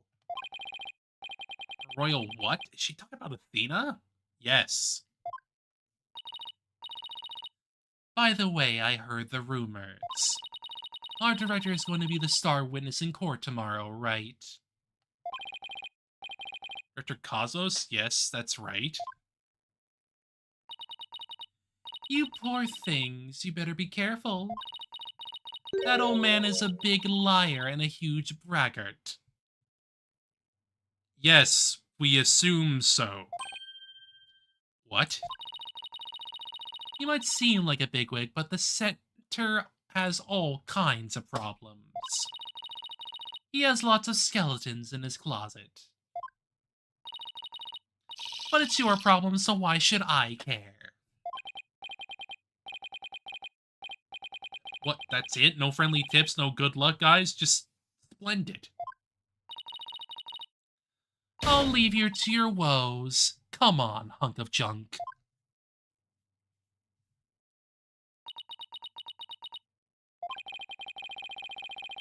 Sad to me that she doesn't believe in our legal system anymore.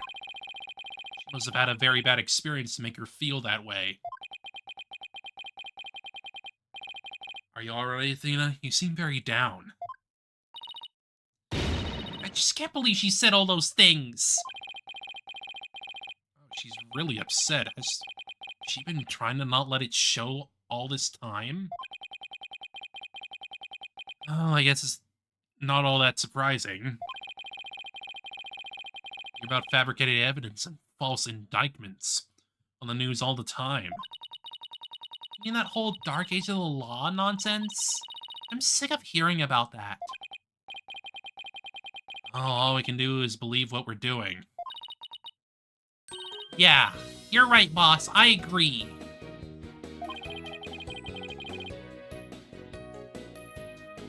Maybe it's time we went back to see Mr. Starbuck.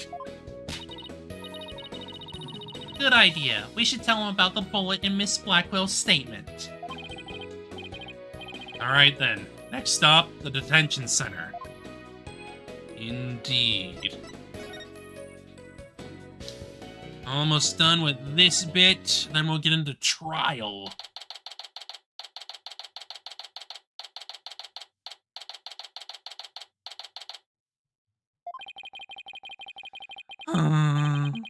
My lawyers are here. It must be bad news. Hey, not necessarily. We found a new witness. Researchers saw the moment of the murder through the lounge window during your escape. Really? They're gonna let me go? Unfortunately, it was dark and she couldn't identify the person. I should have known. My stars never aligned just right, too. But we got a lead too, Mr. Starbuck. The murderer had a lighter with an Earth emblem on it. Lighter with an Earth emblem on? Oh! Do you remember something? Yep, I sure did. Just a little bit, though. Anything at all would help, so please tell us what you remembered.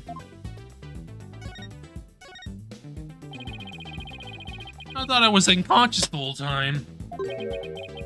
Now I remember I woke up for a few brief moments. That's huge. Do you remember seeing anything? A lighter? I saw the flame of a lighter floating in the darkness. Good, good. What else did you see? What was nearby? It was definitely the boarding lounge, so it must have been after Clay carried me there. Light from the flame. Saw a dark shadow flickering. Dark shadow? That must have been... third party we've been looking for. Thank you, Mr. Starbuck. Been more than help than you know. We can prove there was this third person of the scene and that they're the real killer. And you'll be cleared of all suspicion.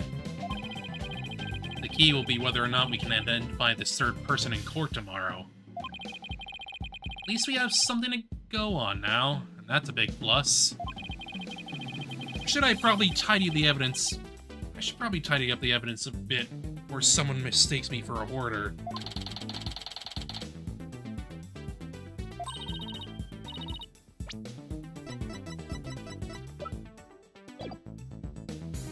Now that we have a glimmer of hope, I'm suddenly starving.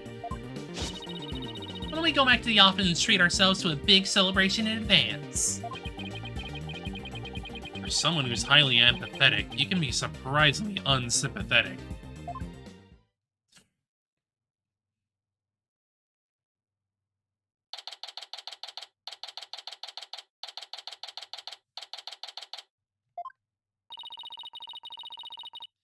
So you found your strategy for tomorrow's trial, huh?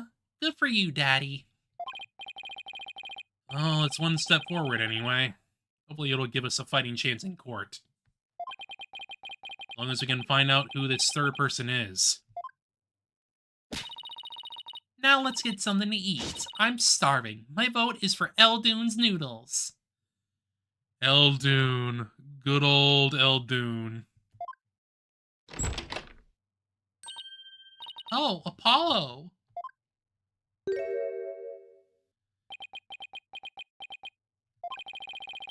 What are you doing here? I didn't think the clinic was ready to release you yet. My wounds are fine. And I'm done lying around. Oh, you're supposed to be in bed. Leave the case to us. We'll take it from here. Thanks, but that's not an option. Not for me. Apollo.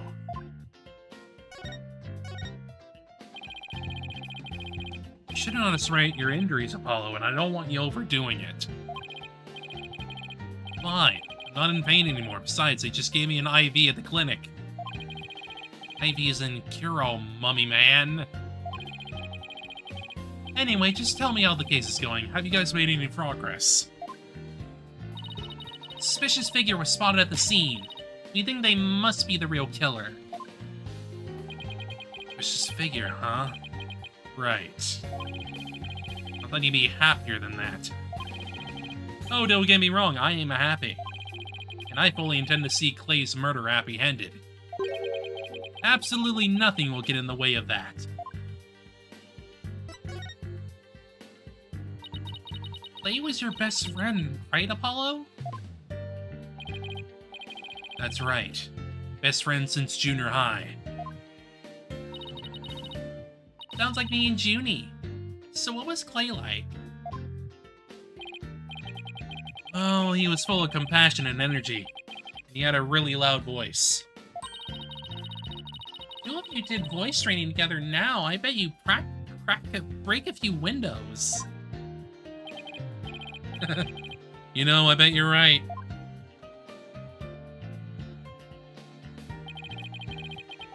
Seems like only yesterday Clay was a guy who lived for his dreams. He used to talk about it a lot. He's going to be an astronaut and me a lawyer. Talk well into the night, and even then, we never grew tired of it. Apollo, about that jacket.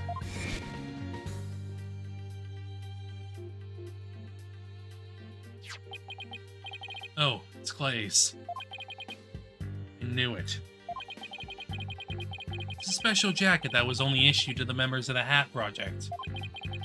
He was finally able to get one of his own once he was selected for the Hat 2 mission. He always looked so proud wearing it. Just when his dream was finally coming true. I still can't believe it. Damn it, it's not fair!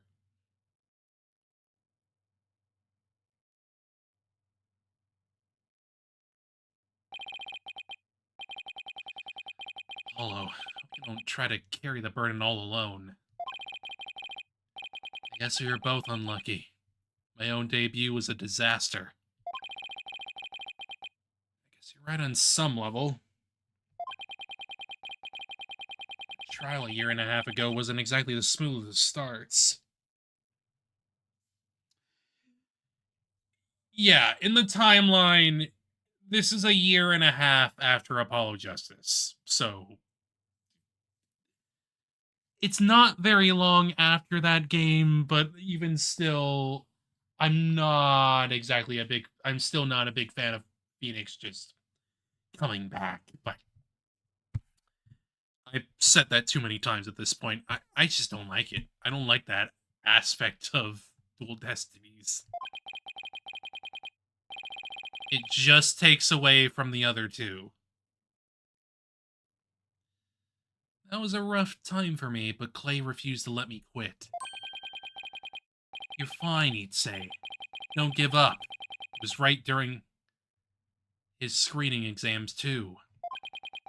Couldn't have become a full-fledged lawyer without him. That you're fine of his is why I'm still standing here today. You're fine, huh?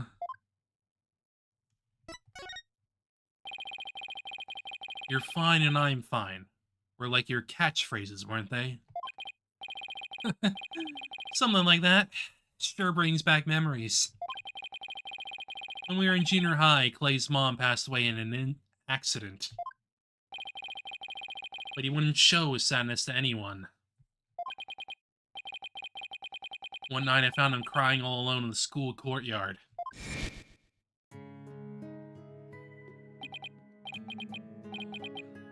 Mom. Get away, Apollo. Don't come over here. Clay, listen to me. I don't have a mother either. Huh?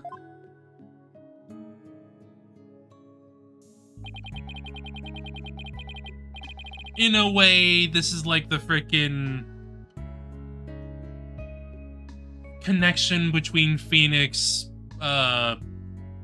Miles, and Larry.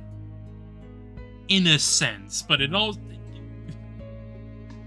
Something Apollo's backstories. It's kind of silly. I always think everybody else has a mom. Why am I the only one? But you know, when I start to feel that way, I yell at the top of my lungs. I holler, I'm fine. And then you know what? I start to feel like maybe I really will be fine. Apollo Justice is fine. Okay, Clay, now it's your turn. Okay. Clay Terran is fine. There you go. Now we're both fine. We're fine. We're fine. What are you laughing about? See? We're fine.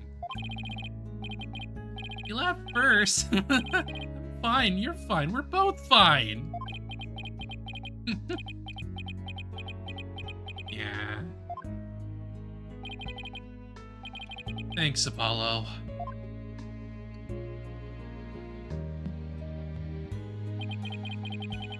You say it out loud, it really starts to feel real. As long as you don't give up, keep on fighting. That's what we believed. You don't give up. Isn't there somebody else who said something similar? If I give in to my fear, I'll never find the truth. Indeed, he did. Clay called Mr. Starbuck his mentor and looked up to him. Wonder if I can be a good role model for my staff like Mr. Starbuck. Sorry, Mr. Wright, but I'll be taking a leave of absence. What? Wait, what do you mean by a leave? You're really serious. Can you at least give me a reason why? When I put Clay's jacket on, I swore to him that I would catch his killer myself. That's our goal too. I agree with Athena. We should work together to find the truth. The truth, huh? It's a noble cause. What if the truth you seek and the truth I seek turn out to be different? I'm not sure I follow. What are you saying, Apollo? I'm gonna catch the person responsible for taking my friend's life in my own way. Take good care of Mr. Starbuck for me. Now I must be going. Goodbye. Apollo, you idiot. Goodbye? Did he just say goodbye?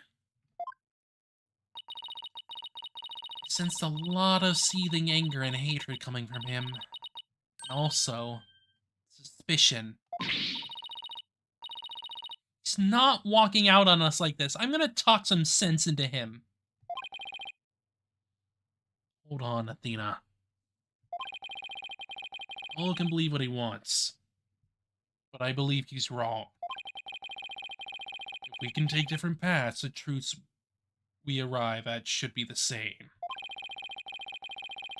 The quicker we solve this case, the better it'll be for Apollo. Yeah, you're right, boss. Alright, that's enough for one day. Make sure you're ready for tomorrow's trial, yeah?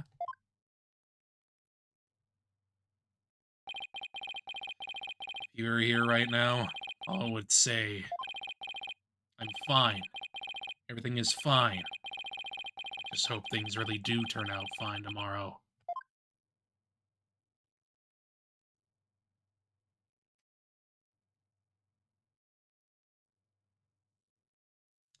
And now, trial. It's also going to be the last part of this specific episode. Because the trial segment is not going to be very long, at least as far as I remember.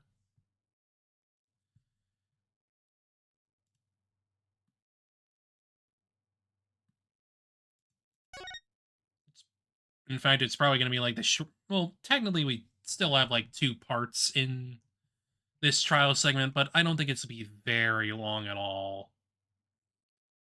We kind of just have like a couple of cross-examinations and a mood matrix statement, and we're kind of done after that, you know?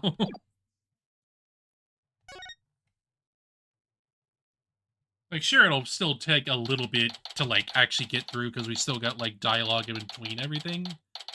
But even then, this is probably going to be the shortest part of this case in particular.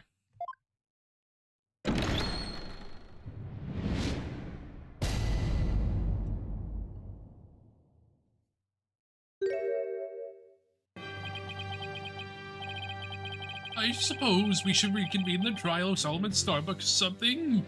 Objection! Your Honor? Could you please come out from under your bench?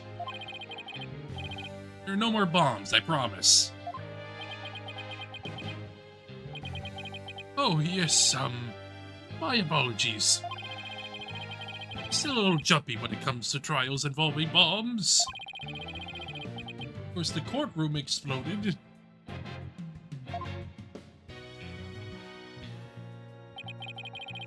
Mr. Tonate self-destructed. That's one way of describing what happened to Nate.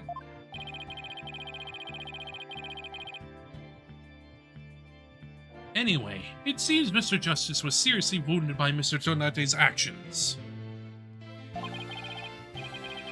So you, Mr. Wright, will be taking up the defense? You have an understanding of what has happened in the trial so far. Yes, Your Honor. Defense is ready. Very well, is the prosecution also ready?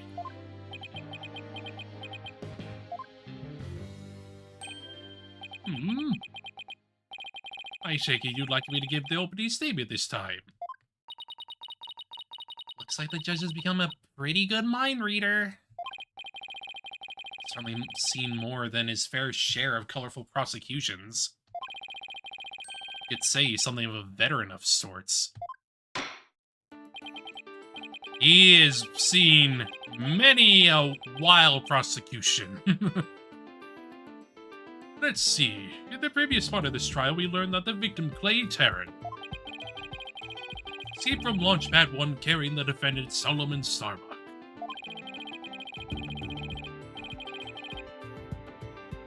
There are explosions on the second floor of the Space Center and on the rocket itself.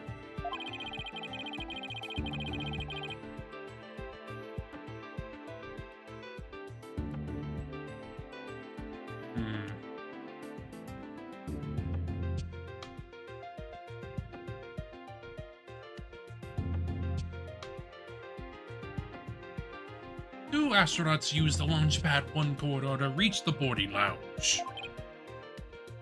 And how could the victim climb down the ladder if he was carrying the defendant? That was the mystery that needed to be solved. Mr. Justice proved that the victim was killed in the boarding lounge. Prosecutor Blackwell, were you able to discover any new facts related to this point? Upon further investigation, we discovered an oxygen tank fragment in the lounge. Surprisingly, it would appear that Justice Dono's argument was correct. Means the testimonies of the first two people in the scene are suspect. There were two people who claimed to be the first on the scene. Yeah.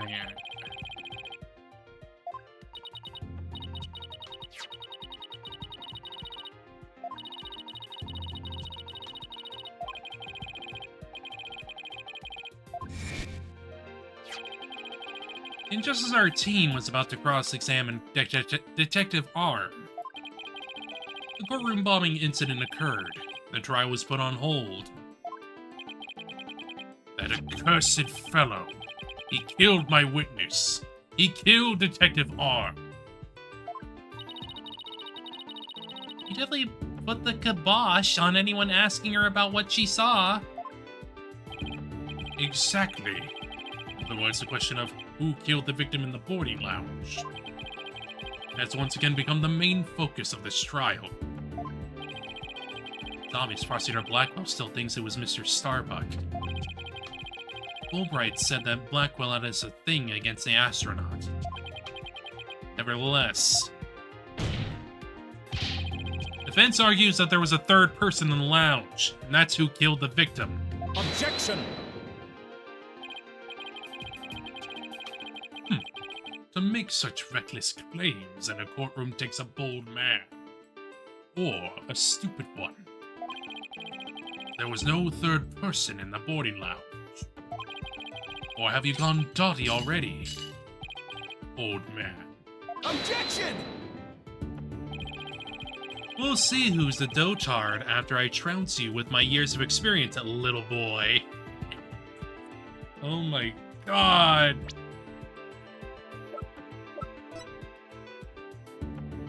Oh my god, Phoenix, why? In any case, Mr. Starbuck claims he saw someone leaving the lounge. Furthermore, a Space Center employee also saw a suspicious figure at the scene. They saw a third person?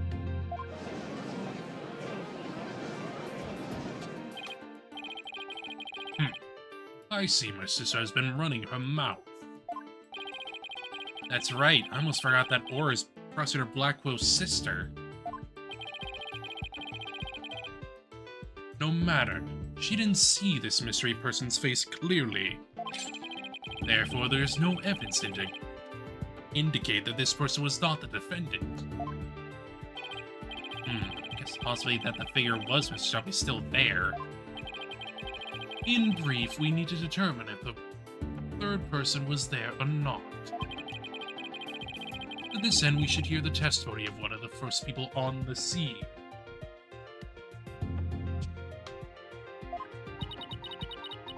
Dr. Cosmos, huh?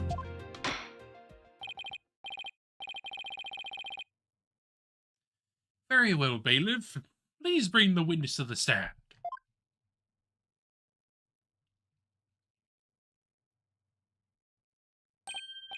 Why, I believe I've seen you before in the newspapers.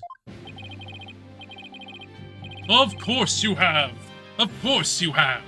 For I am Yuri Cosmos, director of the Cosmos Space Center, which of course named after me, Yuri Cosmos. Do you have anything you wish to ask me? He's all geared up to do some bragging. 7 years ago, I successfully launched the Hat 1 and...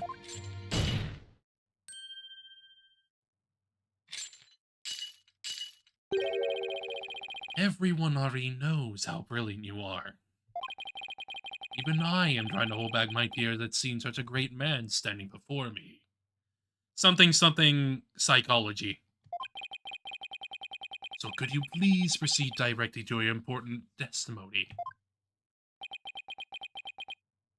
Ha ha ha! I see this fine young lad has a proper appreciation of greatness. Then allow me to begin my ethical testimony that will be recorded in the annals of history. That speech of Prosecutor Blackwell's just now sounded more like he was poking fun at Director Cosmos. He was. The point is, it gets him. It gets Yuri freaking. It gets Yuri off to the point that he'll go off and just do what he needs to do. It's probably for the best that it sailed right over the director's head. Now then, Director Cosmos, the condensed version of your illustrious testimony, please.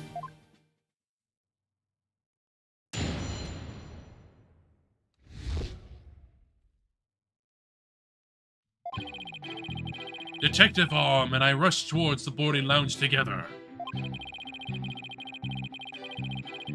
We went via the control room and peeked in from there to see what was going on inside. We saw a figure standing in the middle of the lounge and Terran lying on the floor. I hate to say it, but I can only imagine the standing figure must have been Starbuck.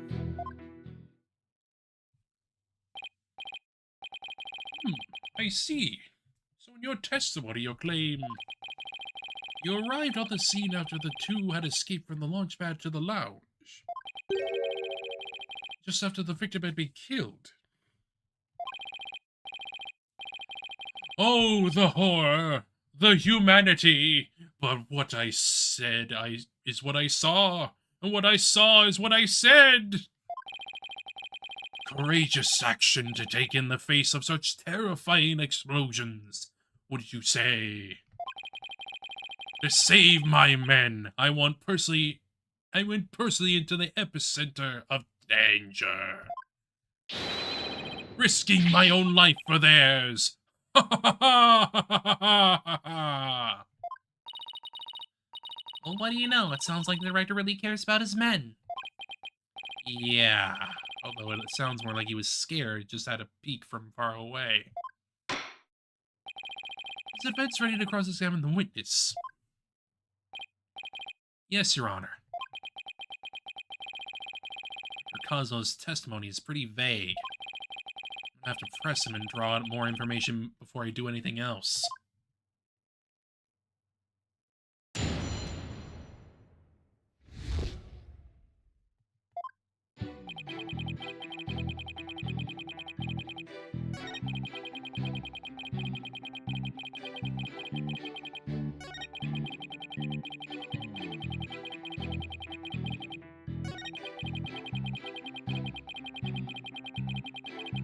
This one. Hold it!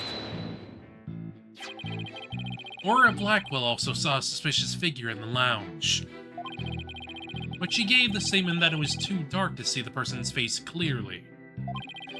Did you see this figure's face clearly? No, not clearly. The lighter they were holding illuminated the area around their feet at the time.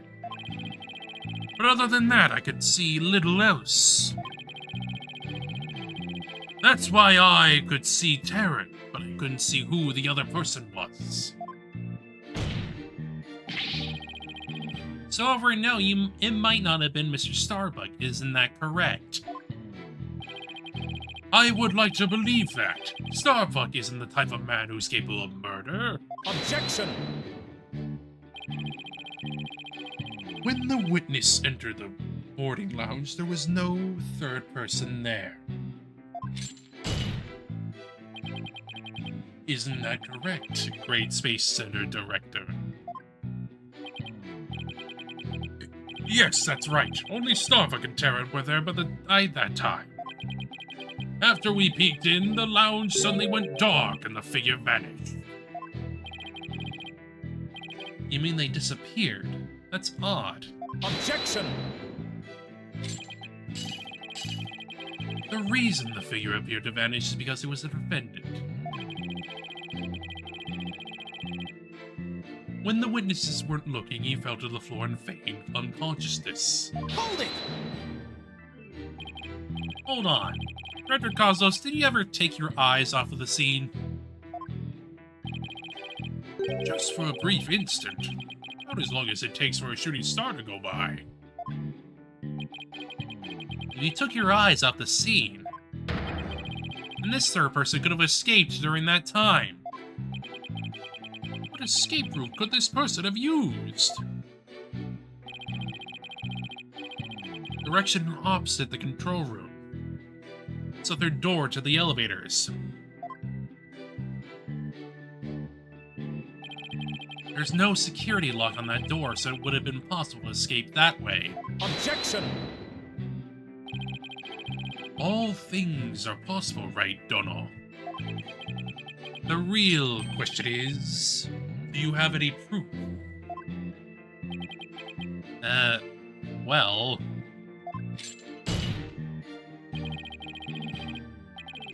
If we're just talking possibilities, we could each profess whatever we'd like.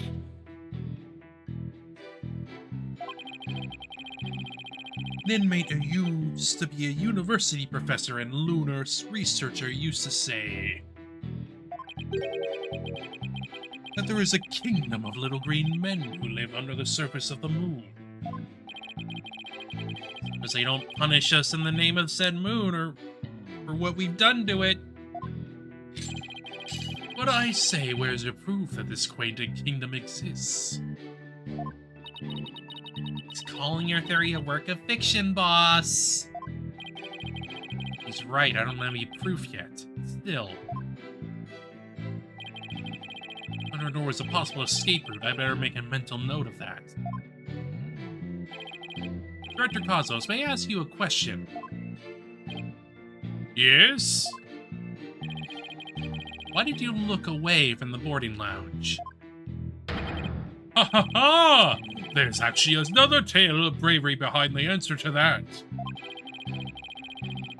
It was when Detective Arms saw the figure and raised her gun. Being a great humanitarian protector of mankind, I tried to stop her. What? You're saying Detective Arm raised her gun as soon as she saw the figure?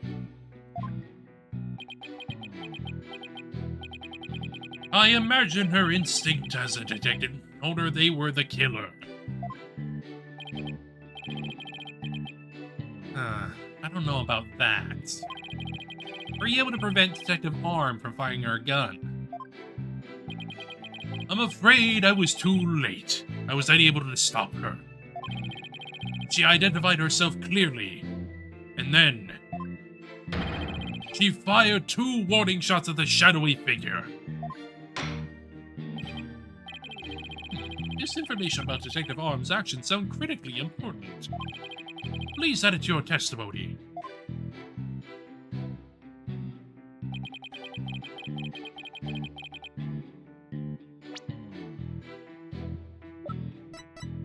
Objection! Bullet.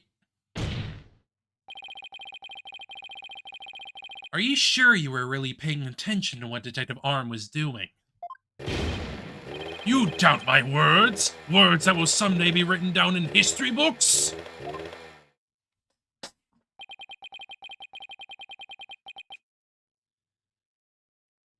Somehow, I don't think that those exact words will ever be written down in any history books. Mr. Wright, could you explain yourself so that we can all understand? You say the Detective Arm fired 2 warning shots, and yet only 1 bullet hole was ever found at the scene. What? Only 1 bullet hole means the gun was only fired once. And yet Director Cosmos is saying Detective Arm fired 2 shots. No editor would allow such a glaring contradiction in a history book. Objection! Unfortunately for you, the words are true. We confirm that 2 shots were fired from Detective Arm's gun. Objection! But there was only 1 bullet hole at the scene. Where did the other bullet hole vanish to?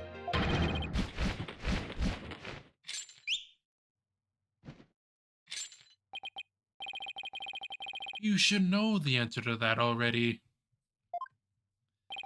I should?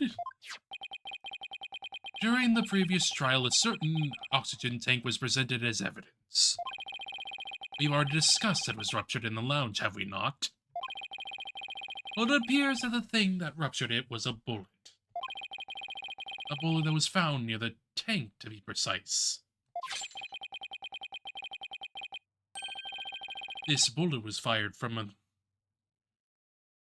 .38 caliber gun, the same caliber as the detective's gun. What?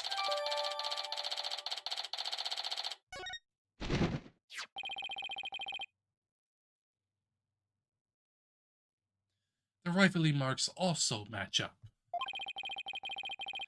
There's no question that the bullet was fired from Detective Arm's gun.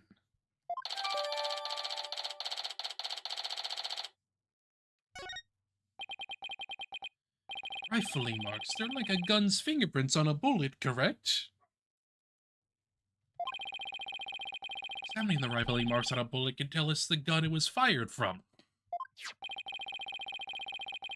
One of the bullets the detective fired found its way into the holographic image display. The other bullet came to a stop near the victim's oxygen tank. The evidence confirms the director's statement that the detective fired 2 shots. Beautiful contradiction. Gone. All gone. That bullet hole was from a .38 caliber, huh?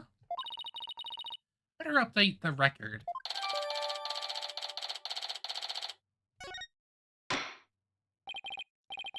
Very good. Now we know the fate of both of the shots Detective Arm fired. Mr. Wright, did that clear up all of your questions? Arm fired 2 warning shots. One hit the holographic display and another hit the oxygen tank. Did we clear up everything about what happened at the scene? No.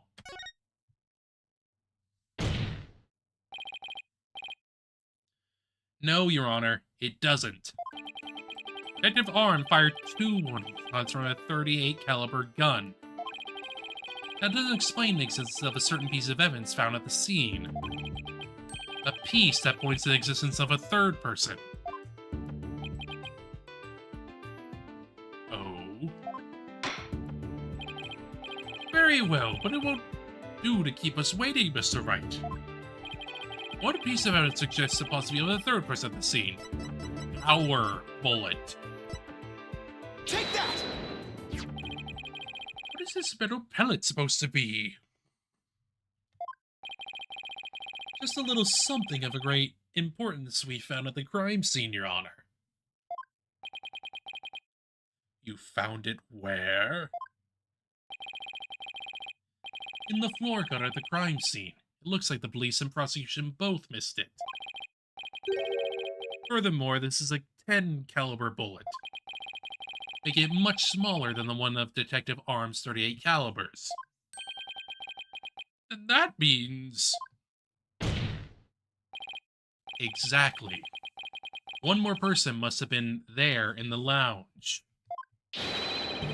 a third person who had a gun that could fire 10 caliber bullets. Yeah.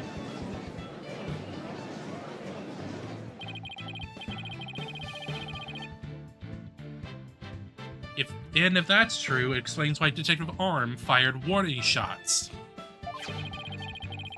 This third person fired at Detective Arm and Director Cosmos with their gun. And in return, the detective fired her warning shots. Isn't that how it really went down to Director Cosmos? Ha ha ha! It looks like you deduced my miraculous tale of survival. Yes, you're absolutely correct. The mystery person fired upon us.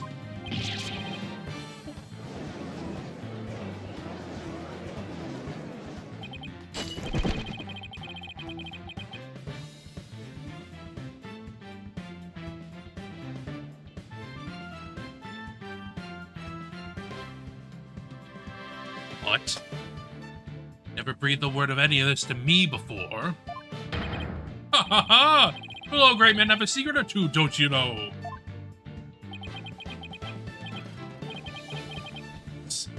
Foolish old geezer. Director Cosmos really has been hiding the presence of a third person all along. Director Cosmos, I want you to testify to the court about what you really saw. You may be a very great man. In my courtroom, you are just another witness. You won't receive special treatment here. Now, please give accurate testimony.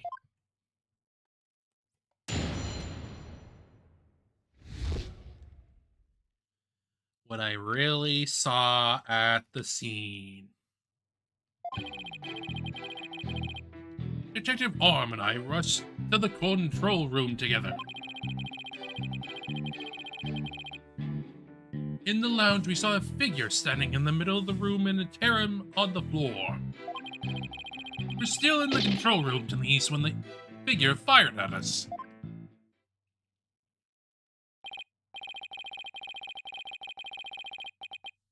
There was no third person in the lounge when the witness entered it.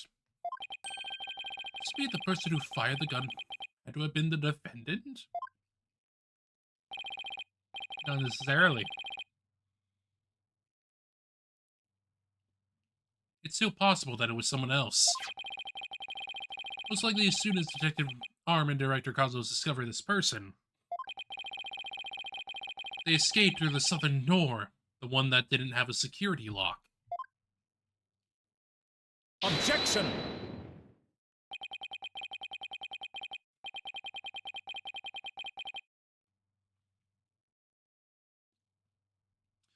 Double-edged swords are a tricky lot. Mishandle one, it is you who is cut down. Huh? Your reasoning could apply if Space Boy were the killer as well. Think about it. Being discovered that he could have fired the 10 caliber gun. Detective Arm would have responded by firing 2 warning shots. All he had to do was feign consciousness to invent the possibility of a third person. Objection! Mr. Starbuck didn't have a gun in his possession when he was found by the police. nor has a gun been found at the crime scene. Its absence can only be explained if there was a third party who took it with them. Objection! Recall the existence of a trash chute in the boarding lounge. Jarren could have simply thrown the gun down the chute. Objection! But you can't deny the possibility of a third person leaving with the weapon. Objection! It's up to you to prove that possibility. And I trust you haven't forgotten my little piece of it. Decisive evidence. What evidence? Why, the detonator switch that was found in Mr. Starbuck's pocket, naturally. Most compelling evidence of all that tells us he is the culprit. I did forget all about that.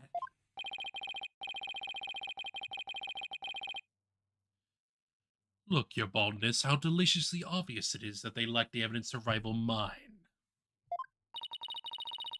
Wow, he sliced our third-person theory to ribbons and served it to us just like that.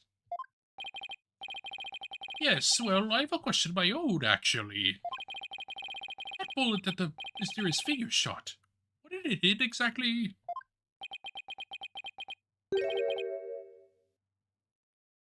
It hit me. You're a ghost? I was wondering when you would realize your baldness. Director Cosmos is an authentic bona fide ghost. He can even pass through walls. Objection! Prosecutor Blackwell, shame on you for teasing the nice old gentleman. Your baldness, it was all in jest. Please show yourself again. Are you sure? In that case, how did you manage to survive being shot, Director Cosmos? Ha ha! I'm glad you asked. It was a miracle befitting a great history-making figure such as myself. The bullet hit my glorious Medal of Honor, whereby it ricocheted, thus saving my life. What?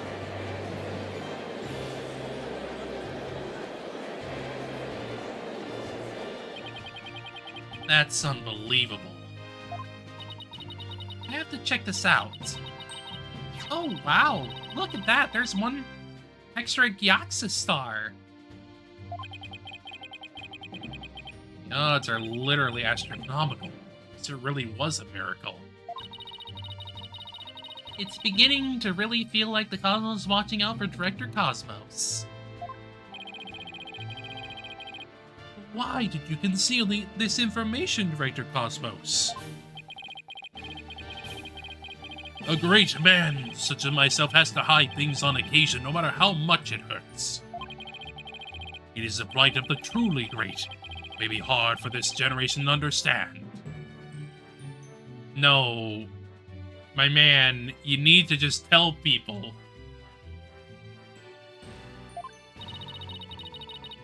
I don't know, but it sounds fishy to me. What else is he hiding? Let's just cross-examine him and see what we can find out. Now then, Mr. Wright, you cross-examination, please.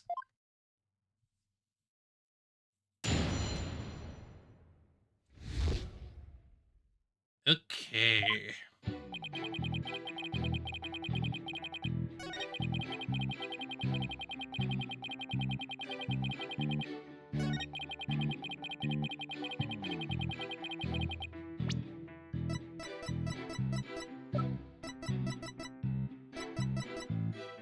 Objection! Director Cosmos, I believe you're telling this great court a glorious lie. A great man like me tell a lie? Have you ever heard of such a thing in all of history? Yes. There are a great many lies in our history. accusation is based on the positions of the people who were in the lounge. According to your testimony, you and Detective Arm were near the control room door. The mystery figure was standing in the middle of the boarding lounge. If, as you say, the figure fired a gun at you from this position,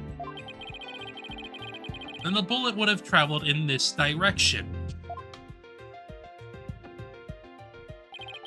However, we found the 10 caliber bullet here. Oh. This trajectory and where the bullet was actually found contradict each other. Director Cosmos, where were you really when you were being shot at? Yeah! Ladies and gentlemen, I present to you the human merry-go-round. Objection! Don't tell me you've forgotten already. Didn't the witness itself just tell you? The bullet hit his metal. Of this, there is no mistake. Objection! But in that case, the bullet should have been found near the east side of the room. Are you trying to say that you can explain this inconsistency? Of course. I didn't think— what? Oh, great Director Cosmos. Yes? Is there something you'd like me to expound upon? You were in fact not in the control room to the east, were you? You were looking into the lounge from the door to the south, is that not right? Yeah! What are you getting at? Use your own brain. Your head must have some use other than housing that bird's nest. Bird's nest? Why does everyone pick on my hair? Director Cosmos and the detective witnessed a scene from the southern door. The killer fired at them there, and that is why the bullet was found in the south.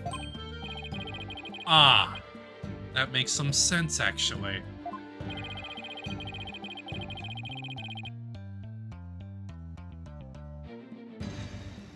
Also, the witness being at the southern door is rather favorable for the prosecution.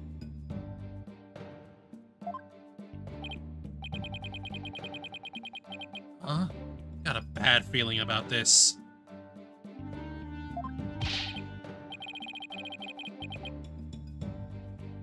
How about it, Director? If you don't tell the truth this time...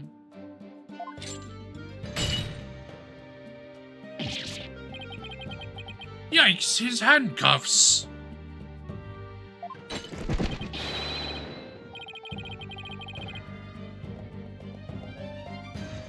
You will become but rust upon my sword. I relish the chance to cut down a great man. Alright, I'll tell the truth, just put your sword away!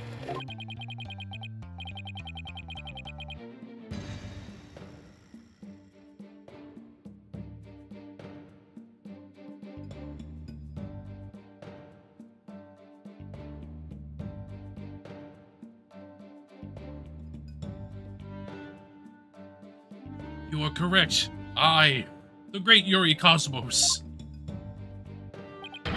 was looking into the room for the southern door. That's the complete opposite of all the testimonies given so far. And now you've lost your possibility that a third person was in the room.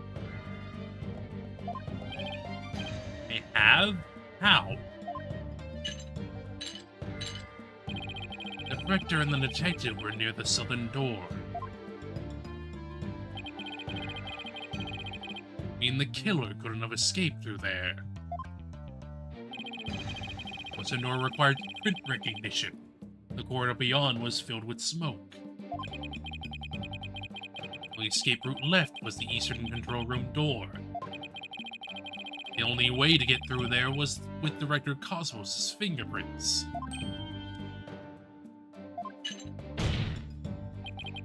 In short, there would be no escape for any third person had there been one.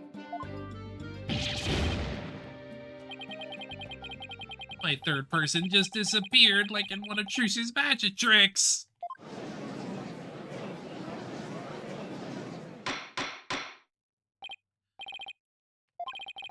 Director Cosmos, why did you tell such an outrageous lie?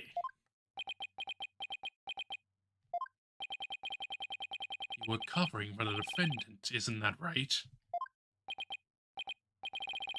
Yes. It was all for the love of my men. If I said I was in the eastern control room, it would mean the culprit could have escaped through the southern door. It would have meant that there could have been a third person. All I wanted to do was protect Starbuck. I said I was in the control room to invent an escape route for a third person. Convoluted lie. Was he really covering for the defendant?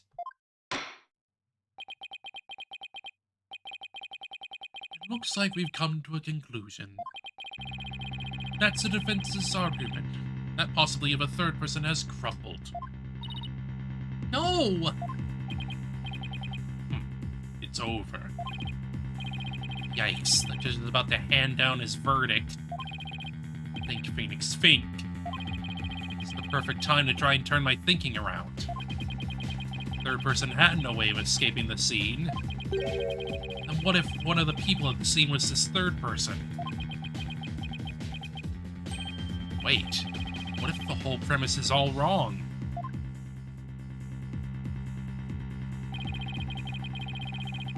Dr. Cosmos said that he and Detective Arm rushed to the scene together. What if that premise isn't true? What if one of them reached the scene before the other one? That person entered the lounge. And they would be the third person. Bennett is the only one who could have killed the victim and shot at the director. There does not appear to be any room for argument against these claims. I will now render my verdict. Objection! Please wait, Your Honor. There is still one possibility. Oh? This had better be good, Mr. Wright. There is one and only one person who could have escaped from the scene. And that person would have to be the first person who arrived on the scene. And upon entering the boarding lounge, the second person to arrive came via the southern door. That is why the first person fled from the room. Using an escape route that was accessible only to them. Very well, let's hear more of this theory. Who is this first one person who could have escaped from the boarding lounge? Mr. Yuri Cosmos himself. Take that! What? That's...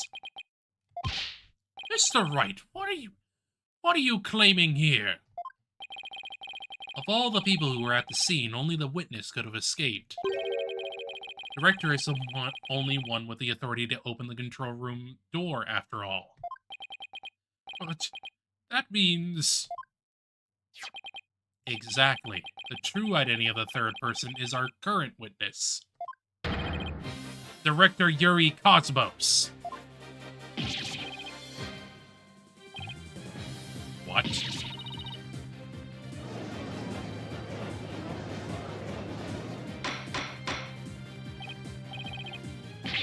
Mr. Wright, you will explain yourself in more detail. I assert that Director Cosmos arrived at the scene before Detective Arm and entered the boarding lounge alone. Detective Arm arrived after that and saw a suspicious figure who was actually Director Cosmos standing in the lounge. And And that's when she fired 2 warning shots. I've been hit on the starboard side! Captain Wright, it's directed on the enemy ship, sir. A magnificent shot. Warning shots fired from the enemy ship. Prepare to intercept. Cosmos, you have told a lie in this court once again. I've been hit on the port side. The enemy has called in reinforcements. Earth to Cosmos Control Center, requesting permission to ask that you return to reality. But my ship will not go down to anything less than the ultimate weapon of evidence. Objection! But I do have evidence. In fact, you could say that your battleship bears its scar. If Director Cosmos is a third person or a Black Belt saw,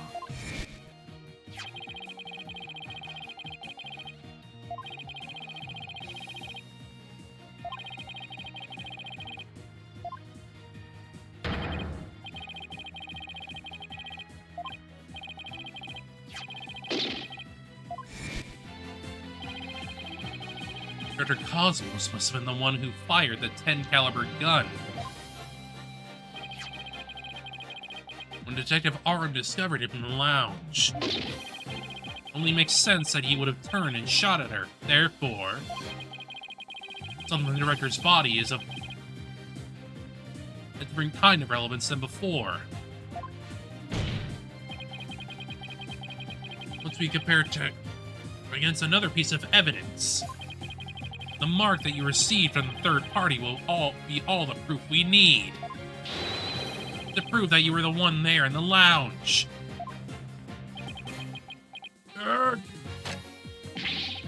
Brace for further impact. Comparison against this piece of evidence will prove that you were the one in the lounge. Take that!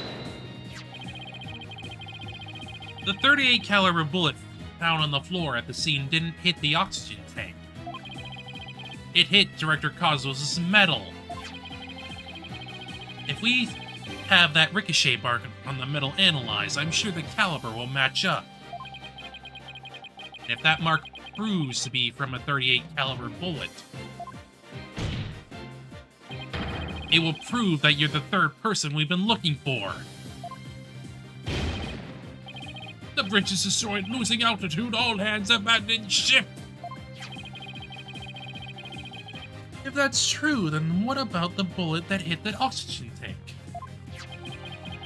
It was a 10 caliber bullet.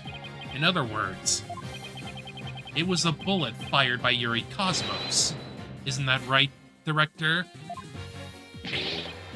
Oh, you've got it all wrong. What? The engines have started again? It's a miracle! I'm not going down yet. Stop this at once and confess the truth. We don't want the history books to say that a great man was a great liar. Then accept your fate and tell the truth. Are you giving me orders? Me, the great director of the Cosmos Space Center? But the cosmos revolves around me!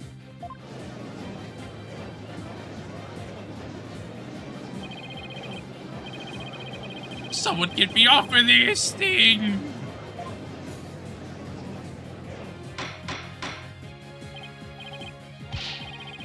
Someone please stop the witness from spitting.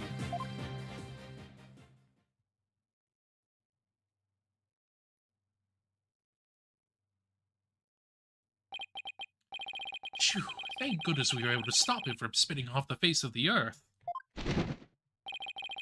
While he was twirling, I took the liberty of writing analysis on the mark on the metal. It was made by a 38 caliber bullet, matching it with the size of Detective Arm's firearm. Are you ready to confess the truth, witness? No, you got it all wrong. This is just a misunderstanding. Is he gonna start piling on more lies? Looks like it. No matter how many lies he tells, I'll just expose them one by one. I'll make that big liar tell the truth. And now for part 2 of the trial, which will also be the last part in this specific episode, so we may as well finish this off. So we can come back to episode 5 later.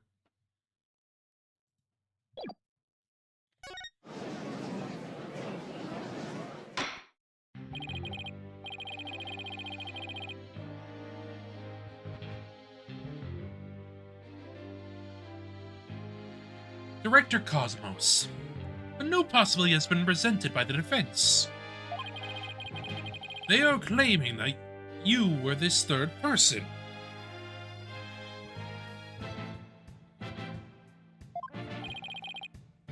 Oh, forgive me. I'm so sorry.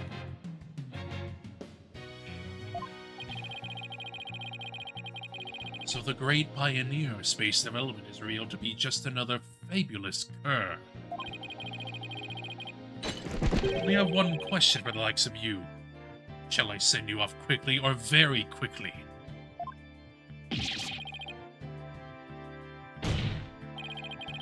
The evidence doesn't lie, Director Cosmos, so don't try to talk your way out of this. Fine, I'll tell the truth. So just as you say, Mr. Wright. It's true that I was there at the boarding lounge. I got there before Detective Arm, and when she arrived, she fired warning shots at me. I was afraid people would mistake me for the killer, so I escaped to the control room.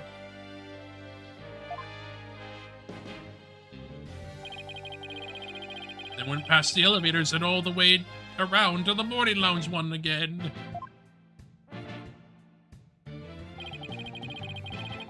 I gave up behind Detective Arm and pretended to be the second on the scene. What a troublesome old man you are. Such convoluted deeds and thoughts. I see. So then, are you still insisting that you did not kill the victim?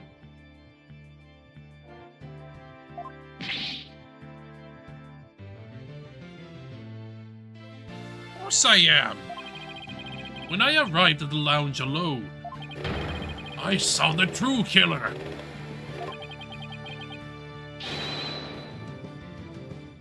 The great Yuri Cosmos was a history-making witness. Hold it! Now hold on just one moment. We just proved a few minutes ago that the third person that Mr. Starbuck and Miss Aura Blackville saw was you. No, it wasn't me. I saw the person as well. If I were the killer, why would I lie to cover for Starbuck? I was just leaving to take the fall.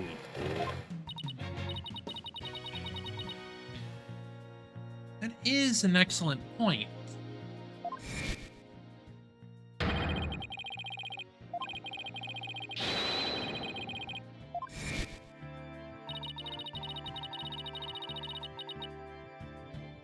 Makes some sense if he told those lies to cover for Mr. Starbuck.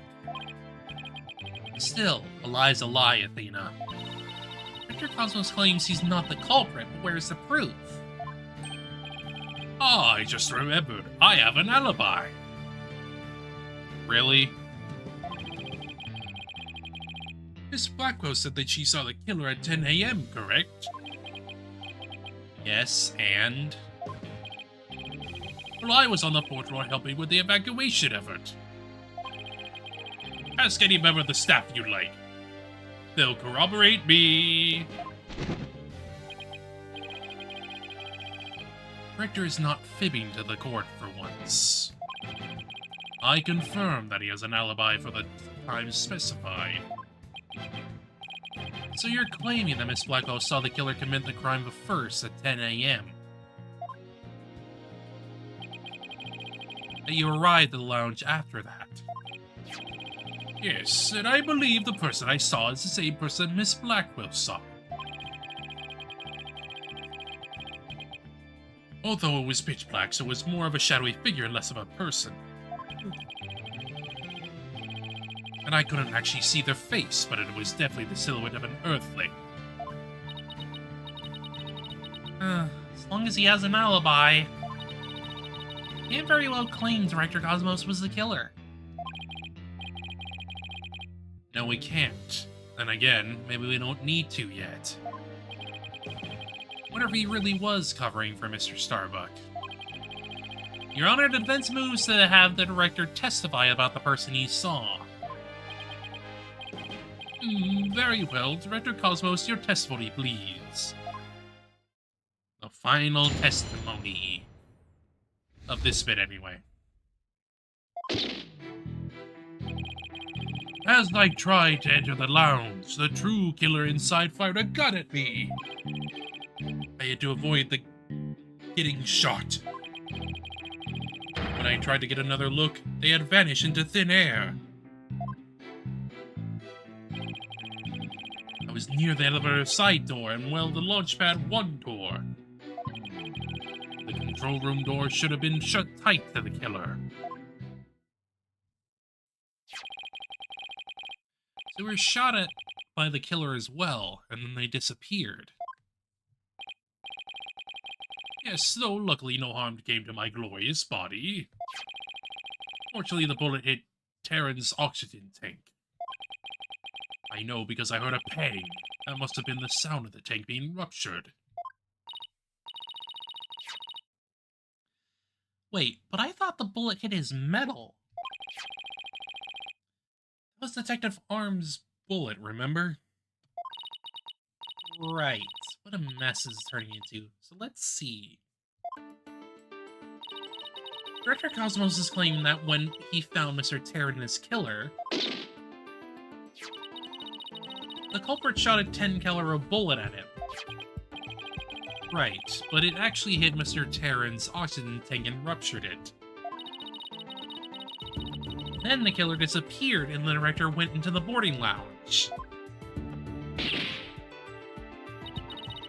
Detective Arm caught up and fired those warning shots at him. Judging by his metal, it looks like one of them almost took him out too. Good summary, but doesn't explain where a mystery killer went.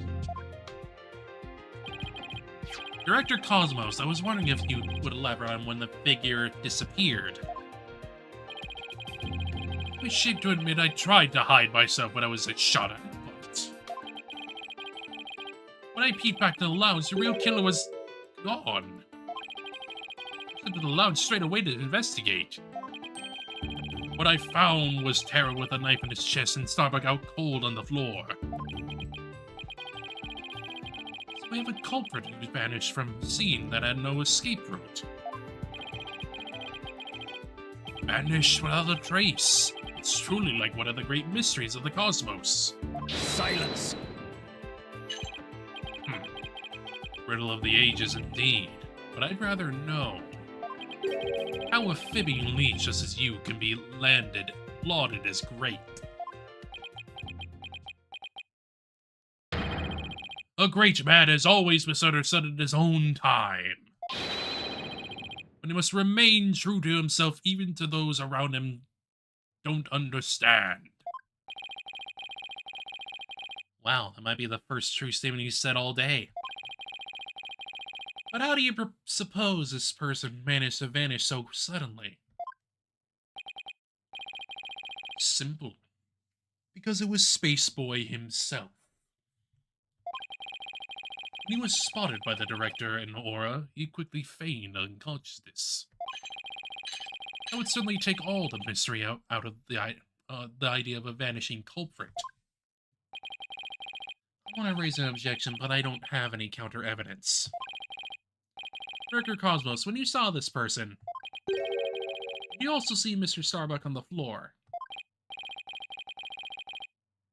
No, because it was as dark as a black hole in there. I didn't see Starbuck until the other person vanished and I entered the room. Wasn't exactly helpful.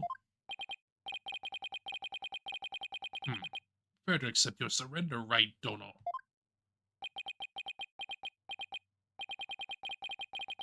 I'm finding holes in this testimony, but I can't give up. Mr. Wright, why don't you let me help? Huh? While the director was giving his testimony, I detected a cacophony of discord. I mean, he's hiding his true feelings from us, huh? This just might help us find out what happened to our vanished killer. That'd be great, Athena. Let's see what you can do with him. You got it, boss. I wouldn't want to miss this chance to delve into a great mind. Yuri Cosmos, prepare to hand over the secrets of your heart to me.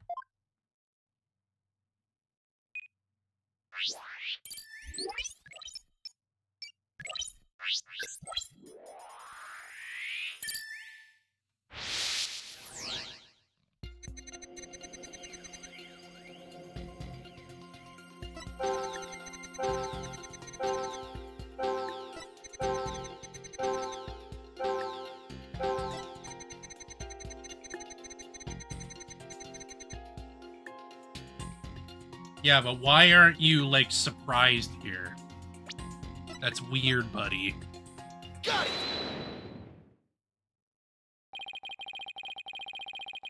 You must have thought it was very strange that the killer vanished into thin air. I did. That kind of thing just doesn't happen usually. And yet at the time, you barely registered any shock at the occurrence. What? Why are you... I can only think of one reason as to why you weren't surprised by the killer's vanishing act. You must have had a good idea where they went, isn't that right?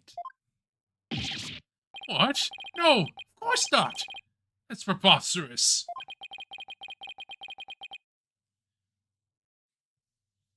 Only I can enter the control room. The area beyond the launch pad door was filled with smoke, making it impassable. As for the southern door, I was standing right there.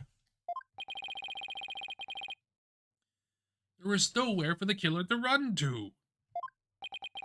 Maybe, or maybe not. You went into the room to check on Mr. Starbuck and Mr. Jarren, yes? What if the culprit took that opportunity to silently slip out through the southern door? I doubt it. As you recall, right after I entered the lounge, an arm came running towards it herself via the southern hallway. Anyone trying to escape through there would have been caught by her. Yet the director wasn't surprised the killer vanished. So you're absolutely sure there was no escape route for the culprit to use? It's working, boss. One more punch and it'll be a knockout. Needs to be one more emotion that odds with his testimony. Go get him. Okay, back in the Matrix it is. Time to pinpoint our way to victory.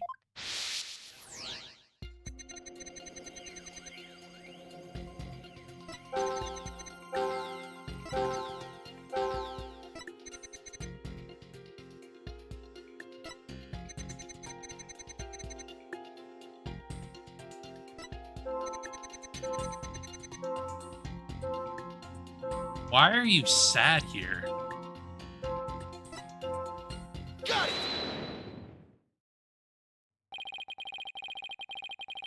Correct me if I'm wrong, but you seem to be afraid of the launch pad door. The great Yuri Cosmos afraid? And what basis do you have for that outlandish accusation? Whether I have any basis or not, you seem quite distressed by it. I'm most certainly not.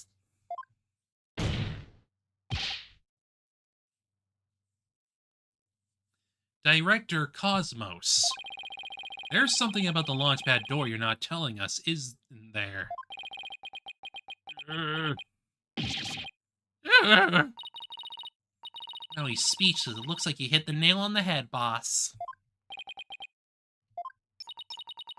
I'll just input those 2 pieces of data, and yes, that's what I wanted to see. Presto changeo. Less Discord. Looks like we're on the right track. Thanks, Athena. Now to make sense of what we learned. Dr. Cosmos wasn't surprised that the culprit suddenly vanished from the lounge. Points to the possibility that he knew where the killer had escaped to. Furthermore, talking about the door to Launchpad made him uneasy. In other words, he's probably hiding something about the Launchpad 1 door. When you put these 2 pieces together, only one solution to this puzzle comes to mind.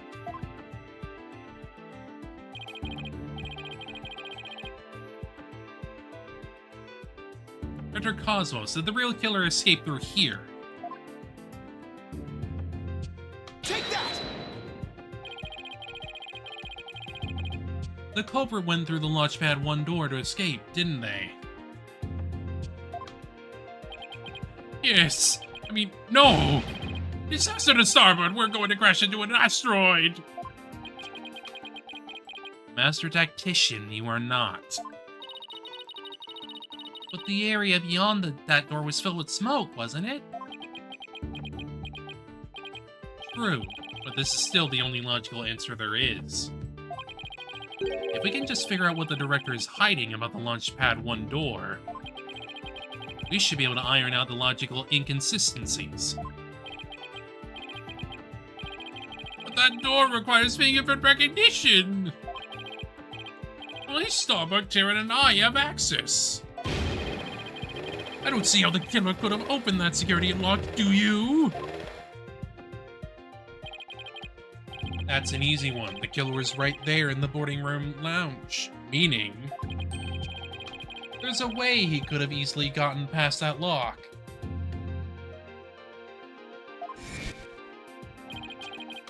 Come to think if we did examine the prints on the fingerprint recognition device. I propose the killer used this person's fingerprints to get past the security lock. Take that! That's... Mr. Starbuck was lying conscious there in the boarding lounge. Anybody could have easily gotten past the security lock by using Mr. Starbuck's prints. And actually, Mr. Starbuck's prints are exactly what we found on the device's screen.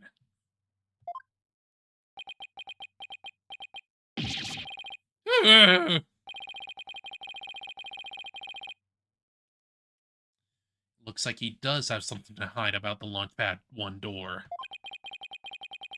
And I'm betting it's got something to do with the culprit's route. I don't have enough information to see the whole picture yet. You know, something just occurred to me. Would you like to hear it? Huh? Oh yes, by all means. Security camera in the boarding room, lounge 1. Right, the one that recorded the victim and the defendant. What about it, Your Honor? The culprit escaped in a launch 1, pad 1 corridor. Then that might be recorded on the security footage as well. And the mystery will be solved. What do you think of my logic?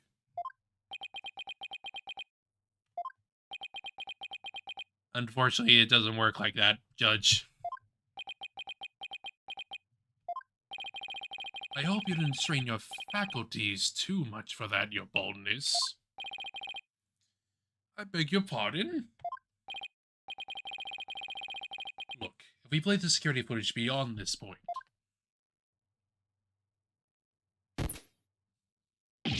Oh my, the footage cuts off!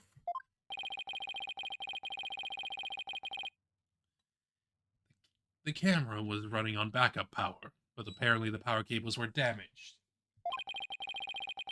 Most likely by the after effects of the explosion. There is no footage after this, be it of criminals or space aliens. I thought it was such a good idea, too. Just because your grandchild is watching for the gallery doesn't mean you should try to show off too much, Grandpa Boldness. Positive Blackwell, how did you know about my grandchild? I think his grandchild just learned a little about the harshness of the adult world. Setting aside the issue of grandchildren, I'd like to have the witness continue. Director Cosmos, can you tell us more about when you entered the lounge? If I must.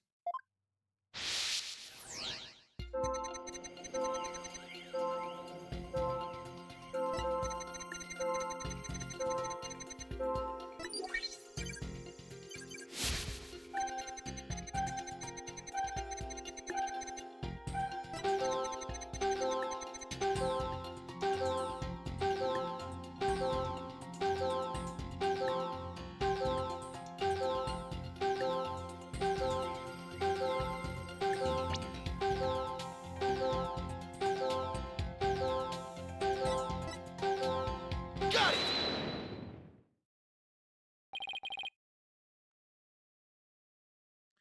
Director Cosmos, why were you so surprised when Detective Arm found you, and again when she fired?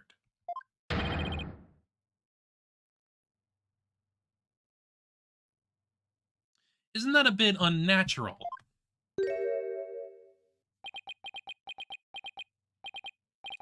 Sadly, even great men such as myself have ordinary human feelings. Because there are no great men. There are only people, my dude. Our bodies are bound by the forces of gravity and emotions. Even a great man such as myself experiences surprises on occasion. Yes, I'm sure you do. But my real point is not the fact that you were surprised, but rather what you were surprised by. Pardon me? First, you were surprised when Detective Arm found you in the lounge. And just after that, you were of course again surprised when she shot at you. But considering what you were surprised about, a strange phenomenon occurs here.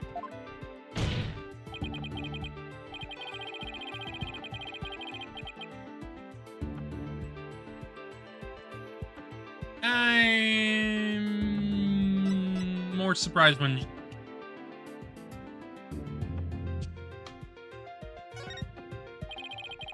Sure, you were surprised when Detective Arm shot at you. The surprise you felt when she found you in the lounge was much greater. The fact that you were more surprised by simply being found than by being shot at suggests to me that you were conflicted about whatever it was you were doing there. The enemy has acquired a new weapon. Commence Operation Hide Under Your Desk.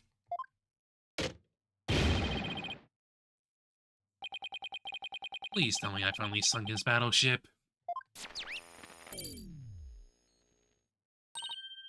Boss, I'm getting less Discord now. That must mean he really is hiding something about that launchpad door. Whatever he's hiding most likely has something to do with the killer's escape. I wonder what it could be. He was doing something suspicious around that door. Maybe we can spot some change between before he came to the room and after. Detective Fulbright gave us a photo taken after the crime. Let's run a comparison. Let's see. This footage of the door before Director Cosmos arrived. And this is how the door looked after the door entered the lounge. Hey, look at that. There is a change. Something's definitely different.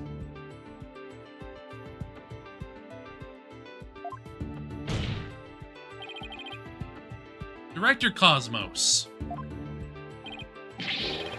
What is it? What have you two been up to over there? Finding the truth to what you were doing when Detective Arm found you, that's what.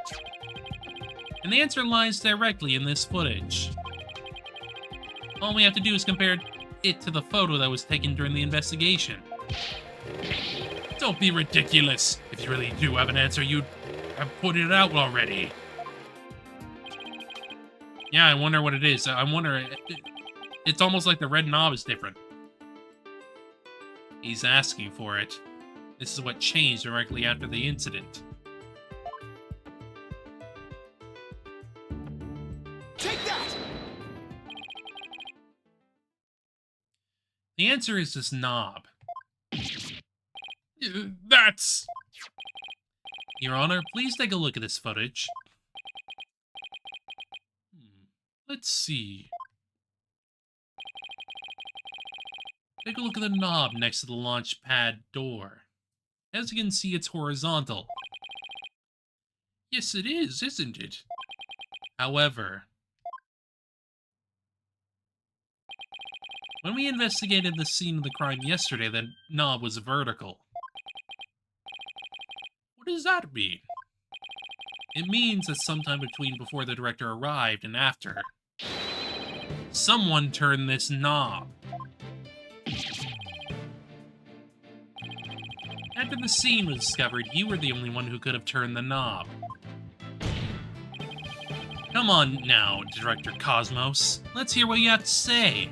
What are you trying to do by turning that knob at the door? Fine, I admit it. You're right, I did turn that knob. That knob is a safety lock meant to keep the launch pad in place. Afraid that there would be more explosions. So I wanted to move the launch pad away. Wanted to do what? Hey, didn't Punko tell us something about how they prepare for launch? I thought once the launch pad's fully assembled, it's moved to the launch site.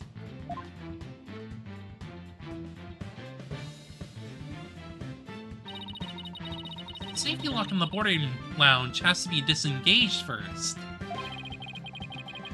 Guess that clears up what the knob is for. Oh, so if the killer escaped in the launch pad 1 corridor, you're either transported along with the launch pad to the launch site. I don't think so.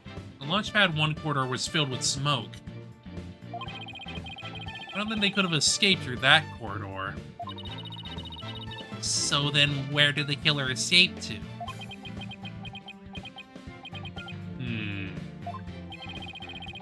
There's still some things we have to uncover. I mean, I know exactly what's going on here. Partially because the footage has a freaking door, a number 2 in the corridor, which means they were in the frickin' museum.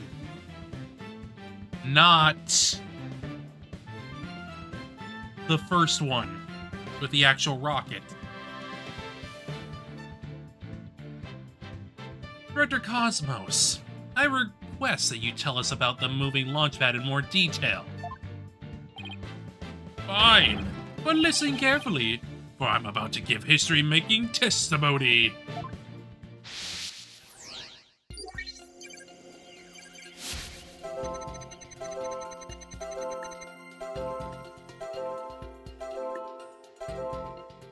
Why are you fucking happy about this? Got it! Dude. I had no choice but to disengage the safety lock. You make it sound like you were reluctant to do so. Yet when you did it, you felt some joy, as if you were very pleased with yourself. How do you do it? How do you know everything as if you were there? Pretty impressive, isn't it? This is the power of analytical psychology. So care to explain why you felt joy when you disengaged a safety lock? When I think back to the facts we've discovered up to this point, I have to believe you were trying to fulfill some hidden agenda.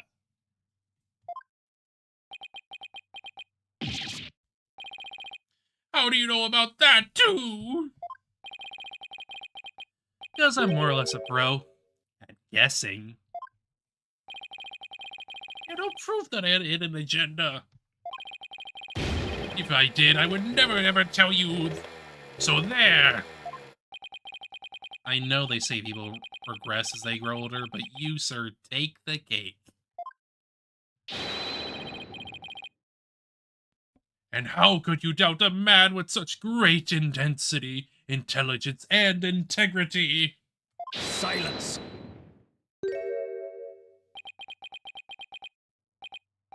You, a man of integrity, don't make me laugh. Is it a black belt? What came over him all of a sudden? You spouted nothing but falsity since you stepped up to the stand. You're not the kind of man that will be glorified in the annals of history. Not for greatness, anyway. Unless you consider greatest barefaced liar an honor. Liar!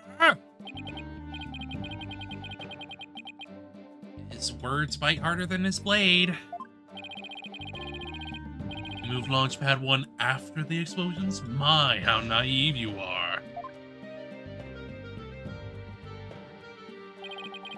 You fail to realize how even the facts themselves have betrayed you.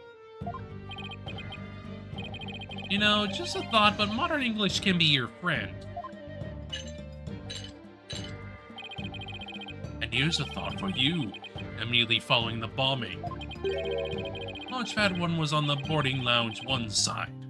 Please confirm this on the scene.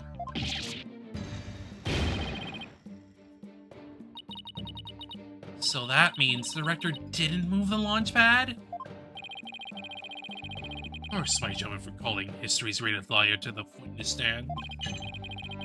Let us leave him to indulge in his lies and war games to his heart's content. Objection!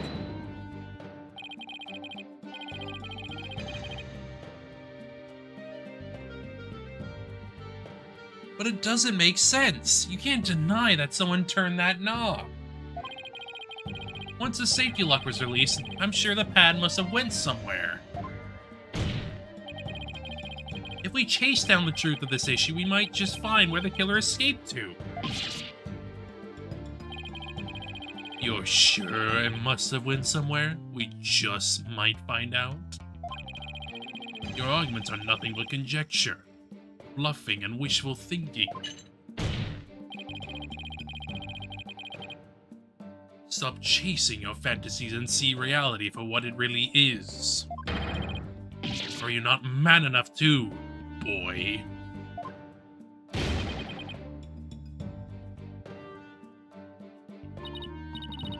Talk about hitting below the belt. Youngins these days. I don't understand it. I'm sure Director Cosmos must have moved the launch pad. The knob was definitely turned after he came to the lounge. The launch pad is right where it's supposed to be. Ugh. Wait a minute. Maybe I have it all backwards. What if the director turned the knob, not to move the launch pad away, but to bring it back to where it was supposed to be? What are you blathering about? What if the launch pad was at the launch site before the incident? And then after the incident,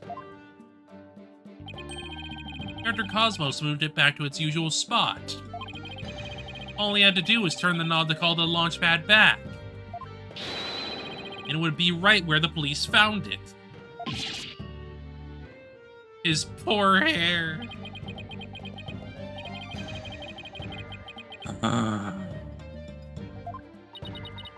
You made him sign like Mr. Starbuck. What was I... Was what I said really that off base?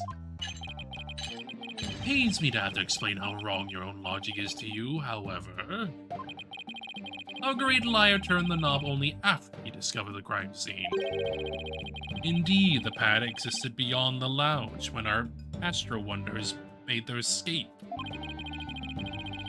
A fact that has been recorded for posterity on filmless film.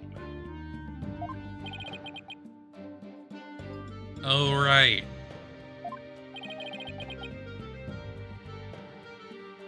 So, to reiterate, stop chasing your fantasies and see Rally for what it is, boy.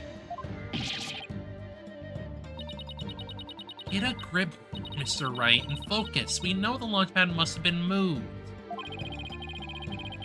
Your deductions and the actual facts of the case are in direct contradiction to each other. Well, maybe the two astronauts never actually boarded the rocket. I mean, we know that for certain. This footage could be fake, taken with body doubles after the incident or something. On second thought, that's too far-fetched even for me. Never actually boarded the rocket. Hey, wait. Wait a minute. Maybe, just maybe. Huh? Frost-Eater Blackwell, what if I told you that the two astronauts never set foot inside the launch pad area, but instead went into another place? What if when the director moved Launch Pad 1 back, it was not from the launch site, but from another place? What would you say then? Cut the existential bull or I'll cut you.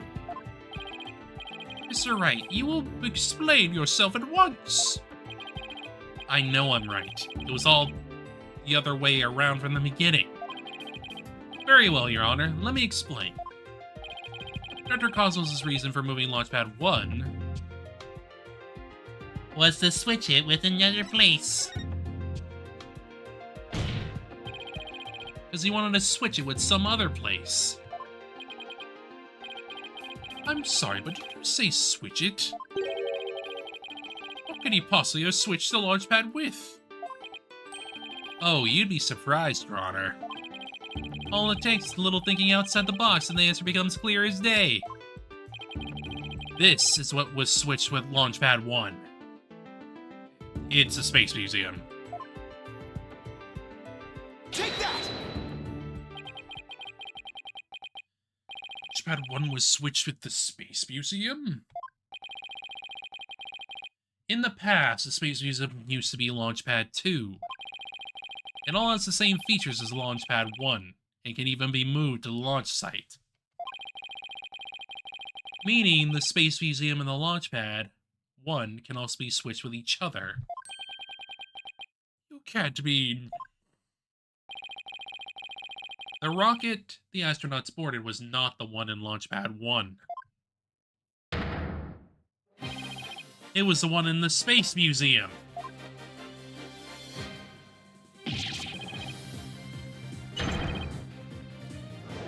Balderdash!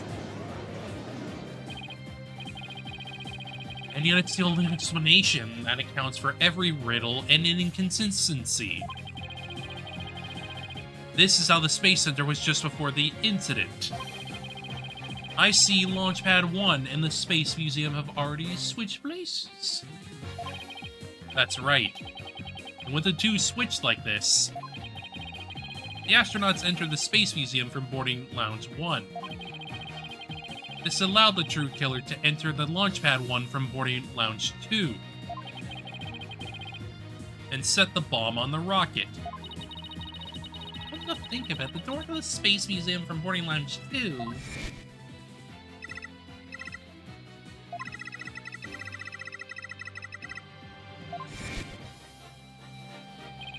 Exactly. Anyone can pass through the door to the Space Museum. There is no fingerprint recognition system on that door. In other words, with the two launch pads switched like that, someone other than Mr. Starbuck could have easily planted that bomb. After setting the bomb on the rocket, the culprit snuck into the boarding lounge 1 and waited there, concealed, in order to kill Mr. Terran when the two astronauts emerged from the Space Museum.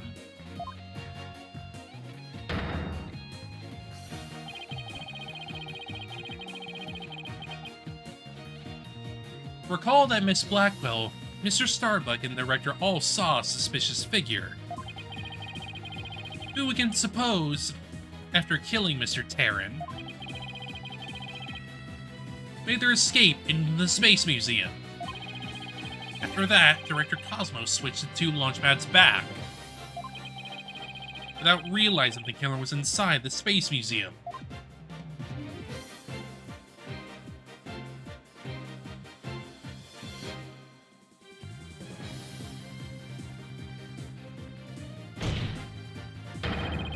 The killer then left the Space Museum and made a clean getaway. Right, Dono? I see you know how to handle a sword and handle it well. Perhaps I should call you Sword Master Bluff. I'm a seasoned warrior who has cut down many a prosecutor. Silence. Unless you can prove your theory, it's no better than a rusty sword. That's right! You have no proof I switched the launch pads! Somebody needs a better anger management counselor. If the launch pads really were switched, then there might be a record of it somewhere. At this point, Launchpad 1 and the Space Museum were switched with each other. The corridor beyond the store should be the one that belongs to the Space Museum. Let's see. This is the image of the Launchpad 1 corridor. See anything different when we compare it to the security footage? Huh? That number on the floor. Well, what do you know? It looks like we have proof after all, Prosecutor Blackwell. And if this is just another bluff? Oh, don't worry. It's all right here. Right in this footage. Proof that beyond this door is the corridor to the Space Museum. Very well then, answer this for me if you would. What in this footage proves that the corridor belongs to the Space Museum? The two. Take that! There's a 1 on the floor of the Launchpad corridor. But take a look at the floor of the corridor in the security footage. Do you see the number on the floor behind the astronauts? It doesn't look like a 1, does it? That's because what you see is actually part of a 2. What? Why is it a 2 and not a 1? That's because the corridor you see is the one to the Space Museum.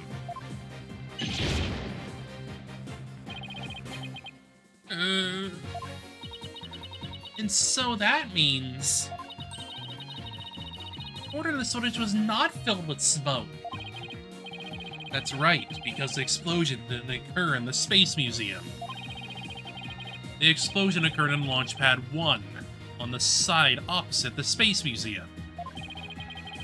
Now that we know the 2 astronauts escaped from the Space Museum, the mystery from the previous trial of how they got down the ladder is cleared up. Mr. Terran, carrying Mr. Starbuck, simply took the elevator from the upper level down to the middle level. Just incredible, the 2 launch pads were actually switched. Do you think someone would have noticed an event of this magnitude? Everyone was down in the basement shelter when the launch pads were swapped back. There's no way anyone could have known what was happening on the surface.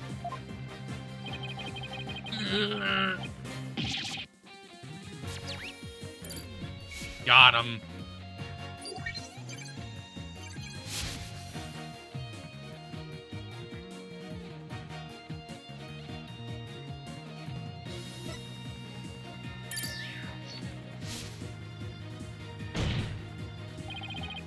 No more lies, Director Cosmos.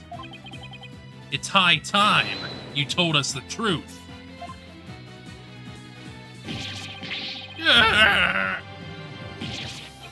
My honor, my glory, everything is slipping away. Time to deploy my ultimate weapon.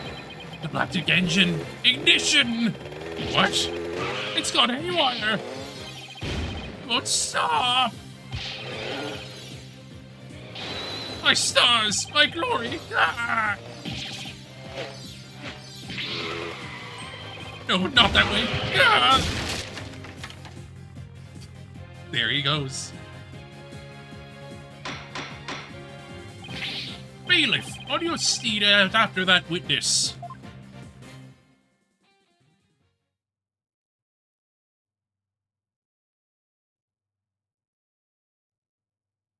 He's so depressed. I see we managed to retrieve you before you came to any bodily harm. Director Cosmos, do you admit you switched the launch pads? I admit it's true. Bailiff OP.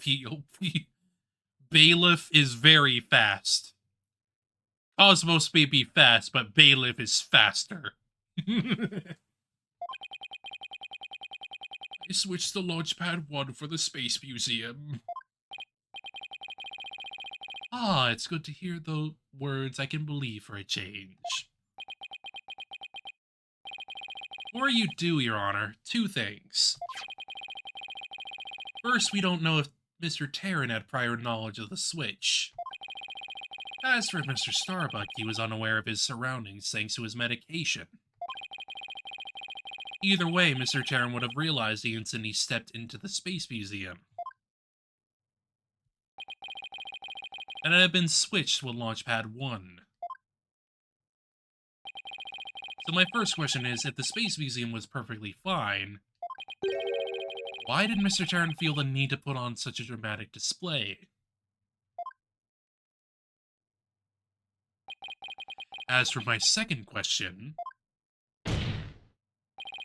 I'd like Director Cosmos to tell us why he switched to two launchpads to begin with. Please, I can't. I exercise my right to remain silent. I will say my hands were tied. I only do what I could to keep my men from getting caught in that blast.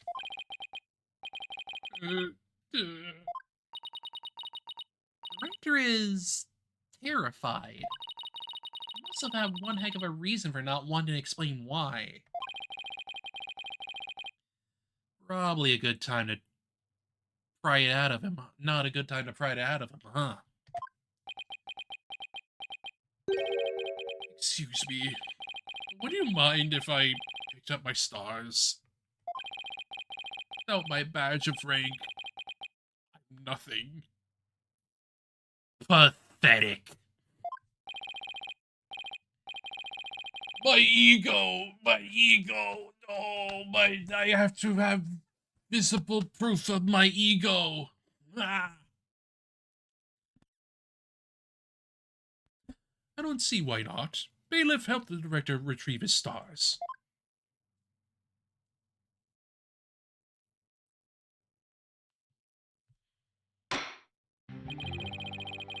It appears the possibility of a culprit other than the defendant has presented itself. Mr. Starbuck, is there anything you wish to say? I don't get it. Don't get it? What don't you get? Director, why did you do all that? From the very beginning, you never meant for the launch to go ahead, did you? You tricked us! Mr. Starbuck. Stop. Starbuck, my boy, I'm sorry. I can't tell you the reason why. But I had to do it to protect the Space Center. Director! Like, never get the chance to go into space again?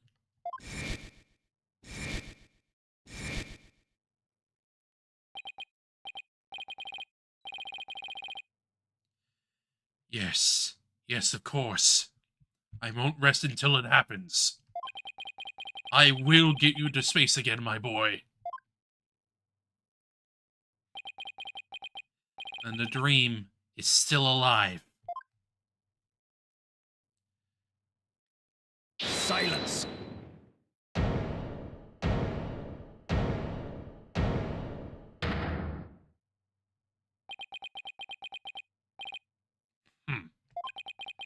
You're not going into space, Starbuck.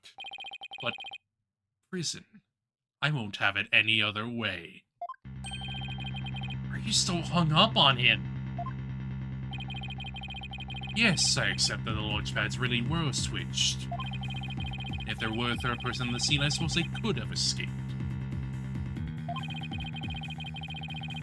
But I have yet to see proof of this third person's escape via the Space Museum.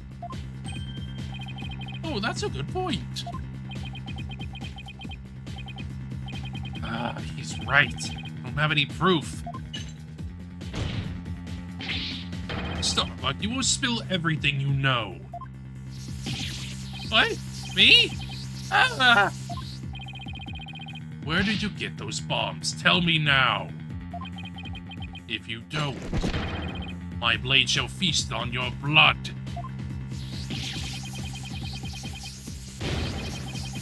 If I'm gonna die, I want to die in space!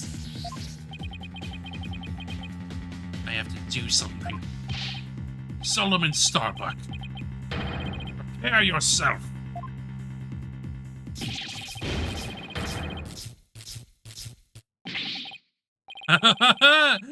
Now, you know violence isn't the answer, Prosecutor Black Quill. That annoyingly cheerful laugh. None other than him. Champion of righteousness, Bobby Fulbright here. In justice we trust. Sorry to keep you waiting, Mr. Lawyer. I hope I'm not too late. I don't believe we had an appointment. I tried to hurry, but I ended up helping a little old lady cross the street. You know what? I don't completely doubt that. I don't completely doubt that line. And then I had to break up a cat fight. I tell you, just sure is a full-time job. Was it a fight between cats? Why are you here again? Because the defendant isn't the culprit. I came to make sure that justice is served. I don't have any idea what you're talking about. Fulbright. I always thought you were a bit touched in the head. But have you finally succumbed? Nope. Oh.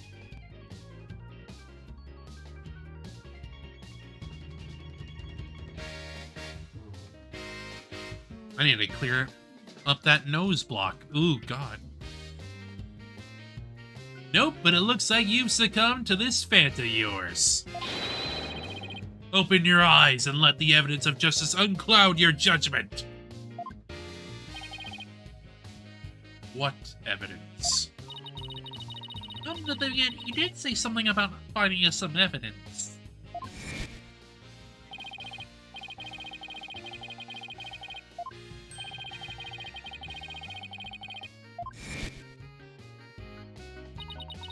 I didn't think he was serious, though. Look, it's Bobby. It's Bobby, baby. So what is it, Detective? Is it something that will prove Mr. Starbuck innocent? It is indeed. Have a look at this. What's this? A lighter? That's right, a lighter thought to have been used by the culprit no less. Space Museum's cleaning robot picked it up. It has the victim Clay Terran's blood along with his killer's fingerprints on it. What?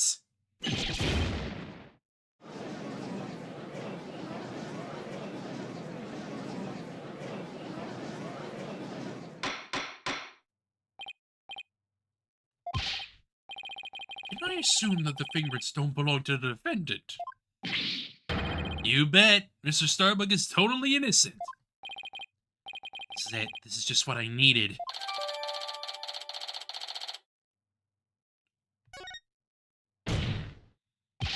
Your Honor, this is a set of evidence that supports the defense's earlier claim.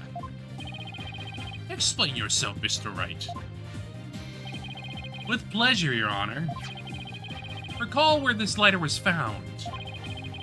Based on that, we can extrapolate that after the killer murdered Mr. Terran, they escaped with the lighter in hand into the Space Museum, where they dropped it. The switching of the two launch pads occurred. And finally, the killer left through the boarding lounge 2 and made their escape. Meanwhile, Mr. Starbuck was found in boarding lounge 1 after the murder. A fact that Director Cosmos has testified to. Therefore, Mr. Starbuck couldn't have possibly been the one to drop the lighter there. Silence. Ah, but the defendant had free reign of the area until Director Cosmos appeared. Could he not have dropped the lighter in the Space Museum during that span of time? Objection! You'd like that to be true, wouldn't you? Director Cosmos testified that right after he saw the mysterious figure with a lighter, he went into the lounge and found the unconscious Mr. Starbuck. In other words, Mr. Starbuck wouldn't have had the time to double back to the museum. No, Prosecutor Blackwell, this lighter could have only been dropped by the real killer. Yeah. Most importantly, Mr. Starbuck's fingerprints were nowhere to be found on this lighter. I think you understand what this means, don't you? This piece of evidence unequivocally proves that Mr. Starbuck wasn't the culprit.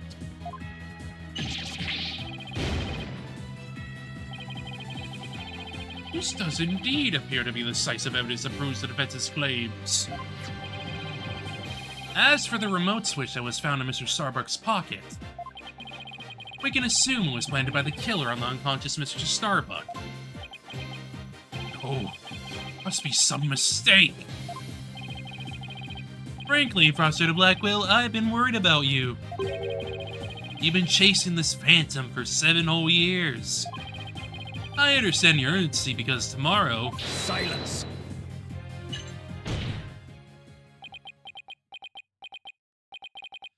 Fulbright, you promised never to speak of that.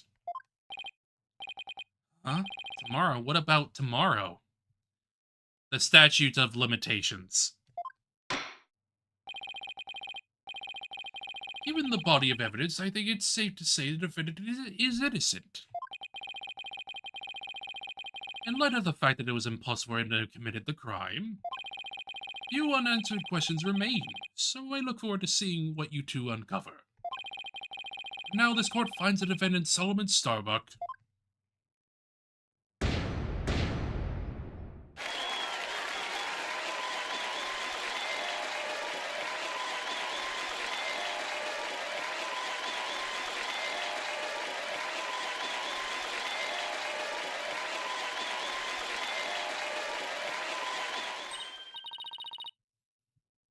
No guilty for the spaceman. Yes, we did it, Mr. Wright. So he pulled it off somehow, huh? Somehow from Detective Fulbright. Mr. Wright, Miss Sykes, thank you. Please thank Apollo for me, too. Y'all are the best. Oh, I wish we could tell Apollo about Mr. Starbuck's verdict right now. Yeah, me too, but that's gonna have to wait. Now that a verdict has been reached, I'd like to bring today's trial to a close. Court is adjourned.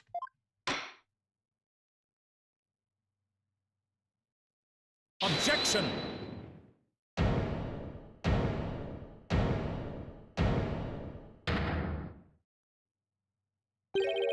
It's too late to object, isn't it? Phoenix, we have objected, like, in the 11th hour before. I don't think it's unusual for anyone else to do it here, too.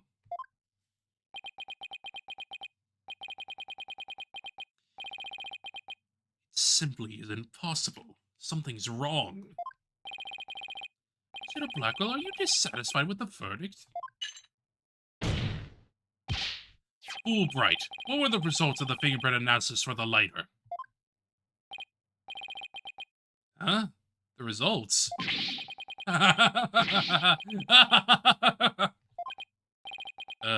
Well, I was in a hurry, you see, and then there was that cat fight, and well... I kinda got carried away when I heard the prints were at Mr. Starbucks, so... You have yet to read it? Professor Blackwell, can you read out who the prints belong to?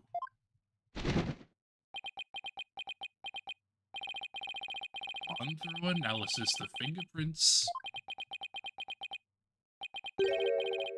found to belong to Athena Sykes. Yay! That's what we're gonna have be the freaking case 5. Yay! So says the report.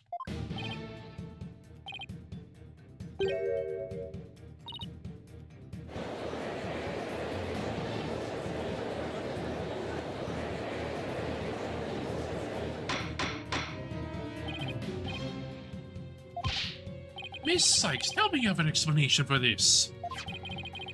I just finished proving that this lighter could only belong to the killer. So finding your prints on this can only lead to one grave conclusion. I don't know how they got on there, but I know I'm not the culprit.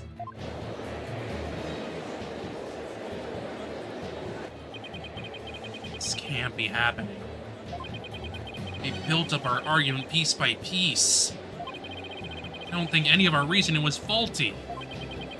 How could it have led to this?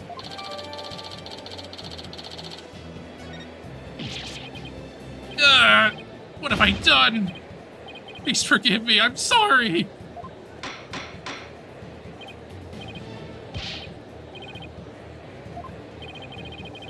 What in the world is happening here? Like the world's gone mad.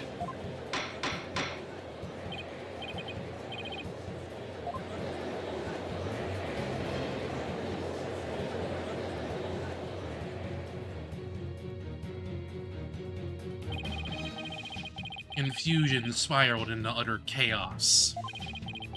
For all we'd fought for, truth had turned cruelly on us to accuse Athena of the crimes. Somewhere, somehow, everything had gone terribly wrong.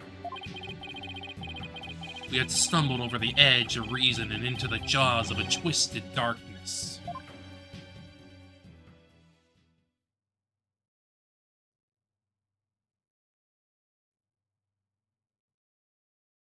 Episode 4 end.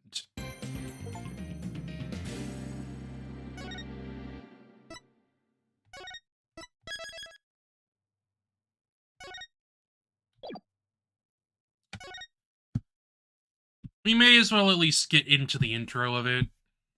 That way we can stop soon after. No one can escape their past.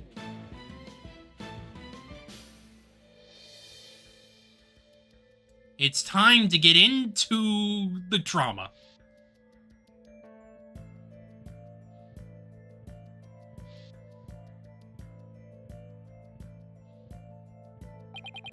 The sins we've committed. The sadness we've caused.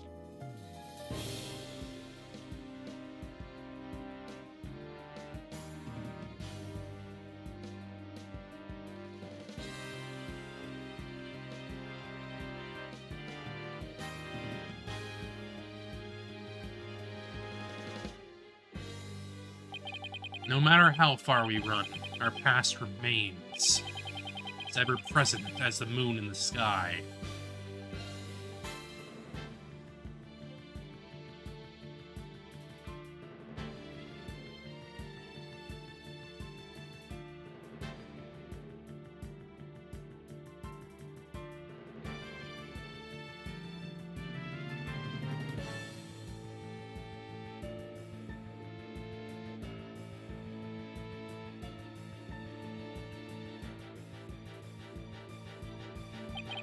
It looms in wait for the day when you are forced to face it.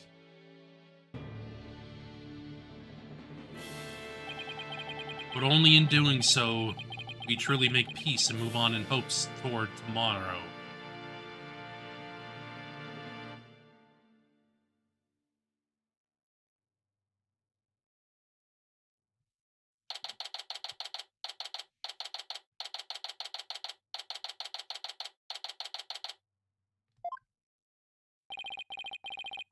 They took Athena from the courtroom, straight to the station.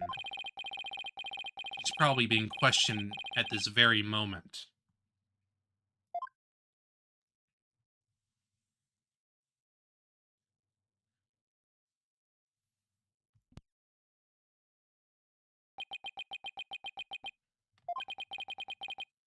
After this past year, I took it for granted that those two would always be here. But now Apollo has gone off on his own to seek his own truth. And my pursuit of the truth only ended up with Athena becoming the new suspect. Some boss I turned out to be.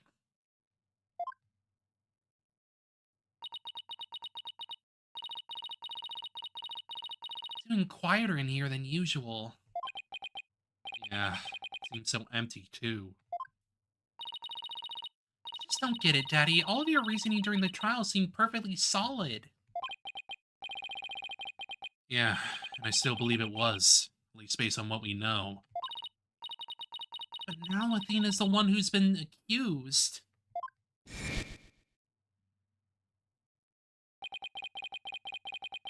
During the trial for the bombing and murder that occurred at the Cosmos Space Center,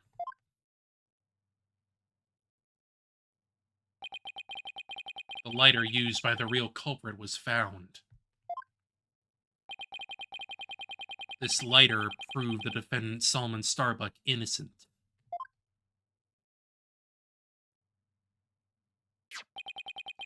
But Athena's prints were found on it instead. And she was subsequently arrested for the murder. Athena couldn't have done it. It just doesn't make any sense. No, none of it does. I've been racking my brain, but I just can't figure it out. Where's the flaw in my reasoning? What have I got wrong in this case? You know, Daddy, if Athena was here, she wouldn't just be sitting around thinking. She'd be out there doing something. You are going to defend Athena, right, Daddy? Of course I will. And thanks, Trucy. I needed that push. Trucy's right. Trial is tomorrow. There's no time to waste. If I'm gonna prove Athena's innocence, I better get out there and find some evidence. Off we go, then. We're on a hunt for evidence that'll prove Athena's innocence. Great. Before we go, I'd better tidy up the evidence I have on hand. Athena's probably still in the middle of being questioned. Brucey's right. I think to start with, he's talking to people at the Space Center. Before we end off, though, we're gonna do this for progress towards an achievement. Only progress, it's not a full one, because we got plenty more of that left. Still can't believe Apollo really left us. It was so sudden. Maybe he got tired of being my assistant for my magic tricks?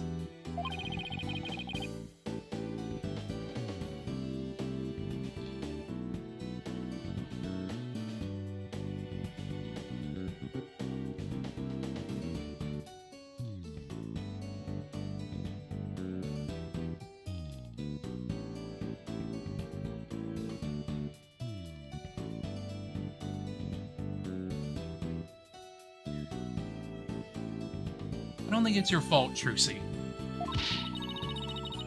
But I made him clean the toilet a lot. You don't go bring in the newspaper. It was my fault. I just know it. Oh, Apollo. I really don't think it was your fault, Trucy. But I didn't realize Apollo was wearing so many hats around here either. Indeed. But for now, we're gonna end things off here. We still got plenty to go left.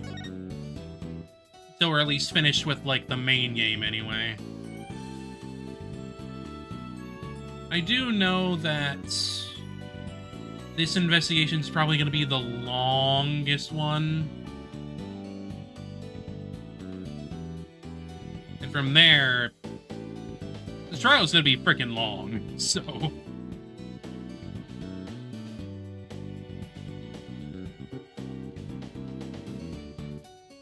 Because we got 2 parts of that, and that's going to be plenty long in of itself.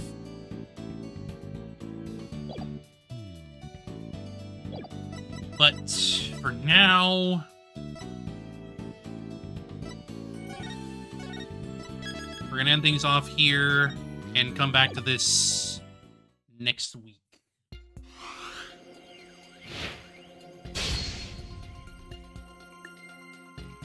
I don't know if we'll finish it next time, though, because we're definitely going to be spending a lot of time in investigation and trial already, so... I think at the very least we'll try to get the, investigation and probably part 1 of the trial done. Because both alone are going to take, like, a fair bit. So thank y'all for coming. Hope to see y'all again later. Have a good rest of your day. And I'll see y'all for Friday. See y'all later. Bye-bye. Bye. Bye-bye. Bye-bye.